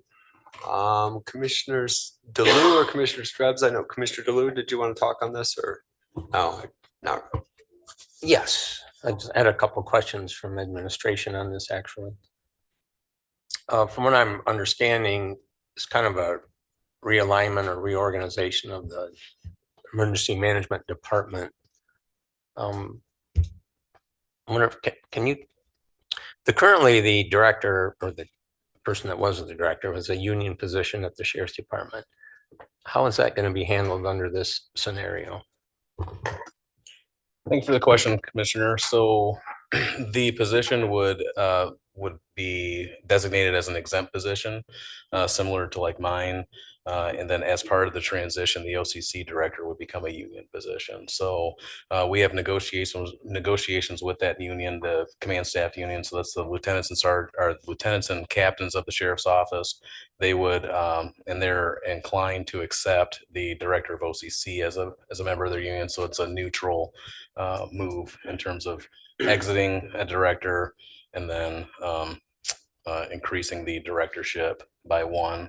And they would be civilian employees. So currently the director position of OEM is a civilian employee. As you know, the OCC director is also a civilian employee, so it's a neutral effect there. Also, I know we've had some discussion on this, but I'm not saying you're not capable. Do you have enough hours in the day to do your job and this particular task you want to partake?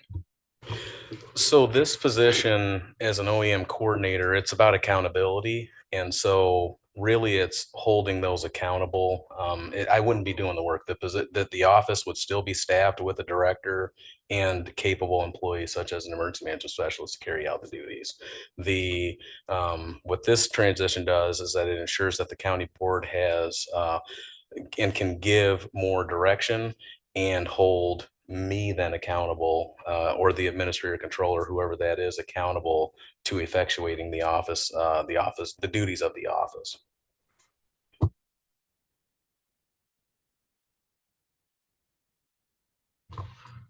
Commissioner Strubbs.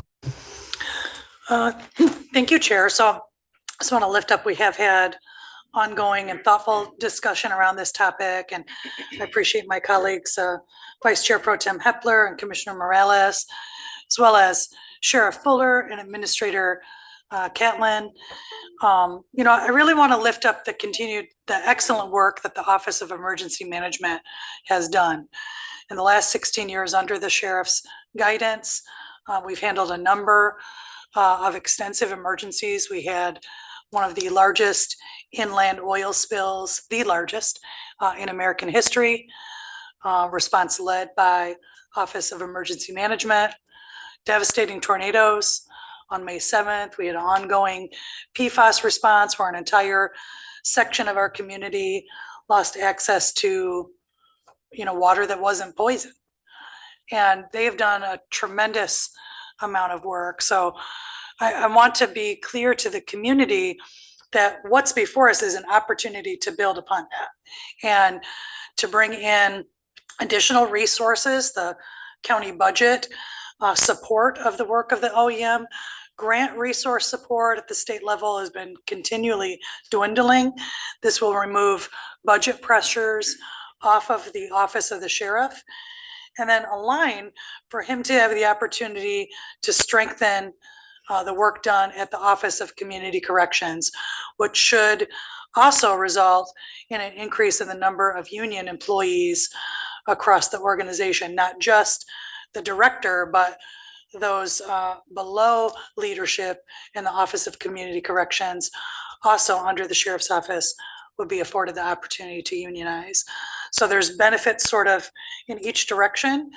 And I know our board will be diligent in recognizing the work of our outgoing emergency manager, who had a planned retirement since the beginning of the year for years of dedicated service, and to Sheriff Fuller as well for their work. So I'm excited for it, and I think the opportunity to have a dialogue around that. Thank you. Commissioner Morales. Thank you, Chair. So in support of what my colleague to the left of me, Jen Strubbs, talked about, Commissioner Strubbs, myself and Pro Tem Hepler also met with the sheriff, and we ironed out some wrinkles, and fully in support of the new position in OCC, and the sheriff is in support of that position reporting directly to Kevin. So I think, Administrator Catlin, I think some of our worries as far as the workload that he would be taking on, because it seemed like he would be OEM, I think that has been resolved with a new hire, and then that position reporting to us, because I think it's very imperative that when we have emergencies, that commissioners know what's going on. I feel that throughout the county, other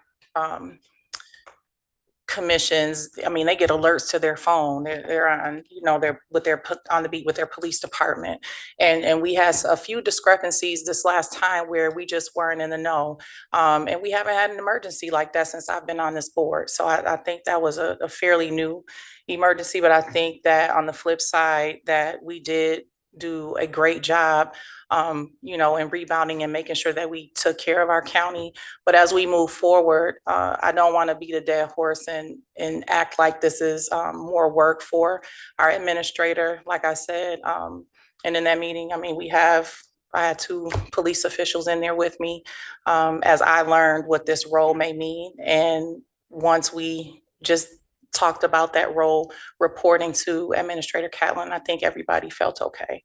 So I will be in support of this role reporting to Kevin. And I know that he will do an immaculate job, as he always does, to ensure that we are always in the know and supporting how important this position is. I will ask my colleagues to do the same. Thank you. Commissioner Hepler. Thank you, Vice Chair. Yes, I met with Kevin. I met with the sheriff. We are trying to improve upon what we've had.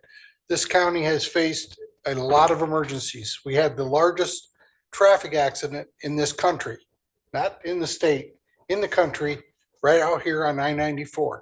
That entailed a lot of services that are necessary in our emergency management operations.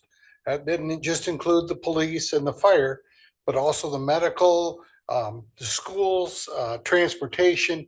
These emergencies, it's terrible that it takes a tornado to make people aware that emergency management is a critical infrastructure thing for our county to serve our citizens and protect lives and property. Tornadoes are terrible things.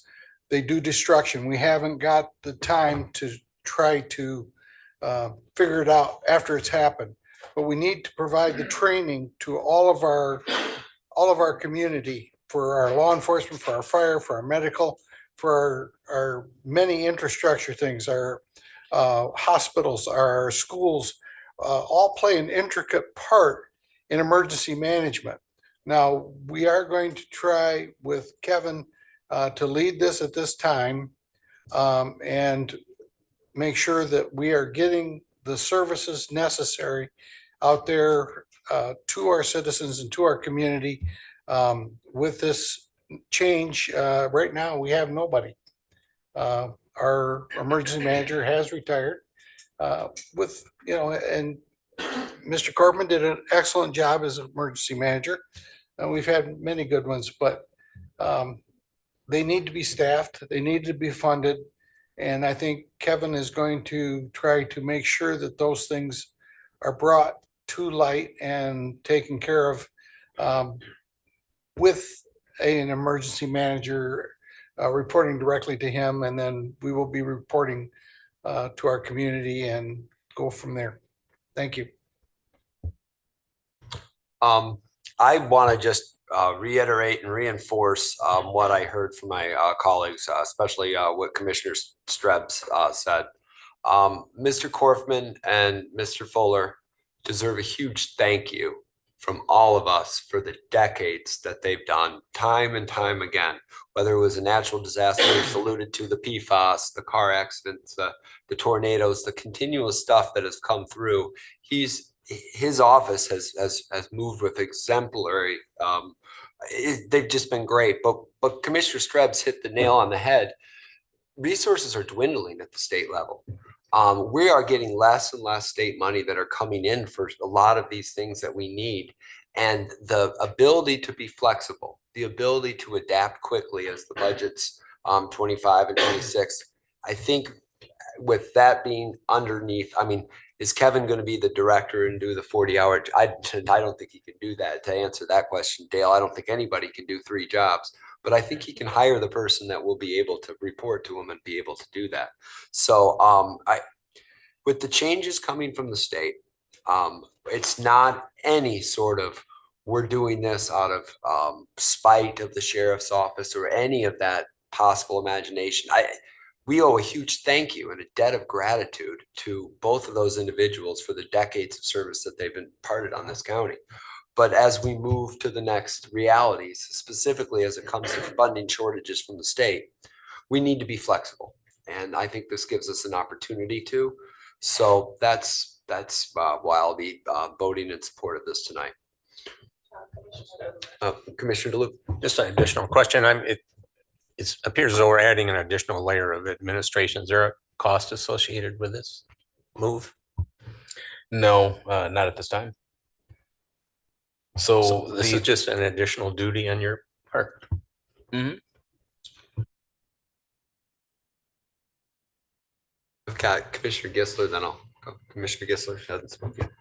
Yes, I'll definitely vote for this because if Montes and Jeff have put their heads together and they think it's a good deal, who am I to question that dynamic duo?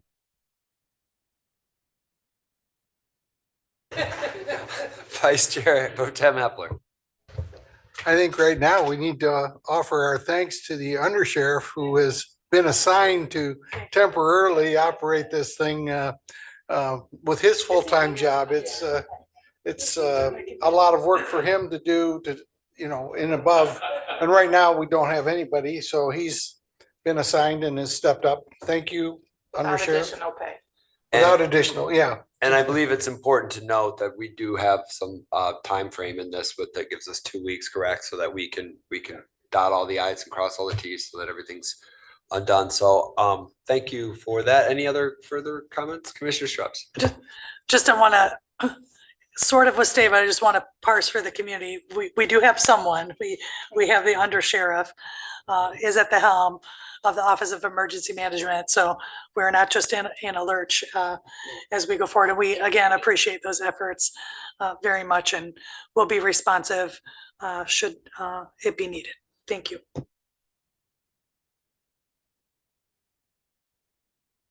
All right.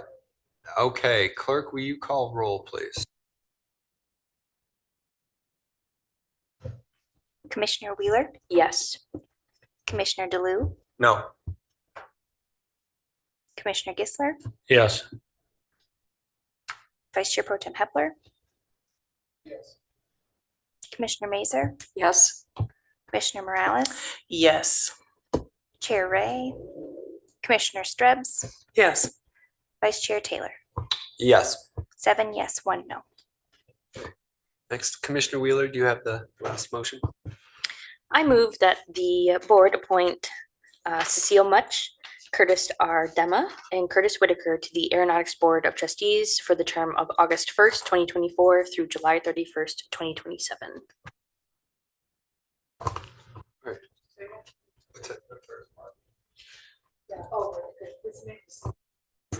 Is it Curtis Marvin? Curtis Marvin, good call. Support Morales. Support Morales. Any discussion? All those in favor signify by saying aye. Aye. Those opposed?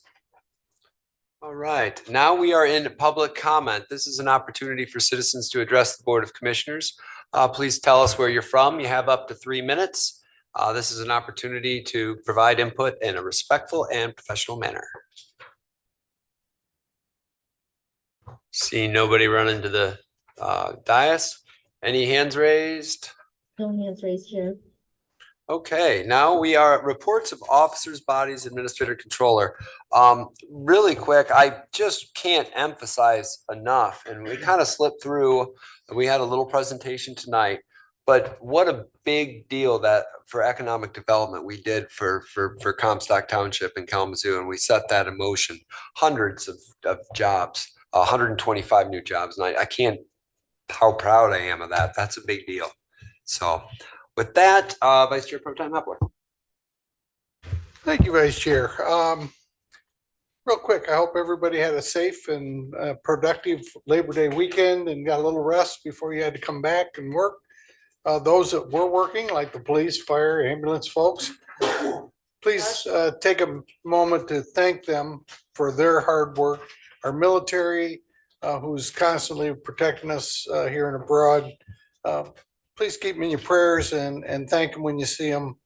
The many folks that worked that are out here working constantly here in our county employees who strive to keep us safe, to keep us clean, to keep us safe with the health department and all those things.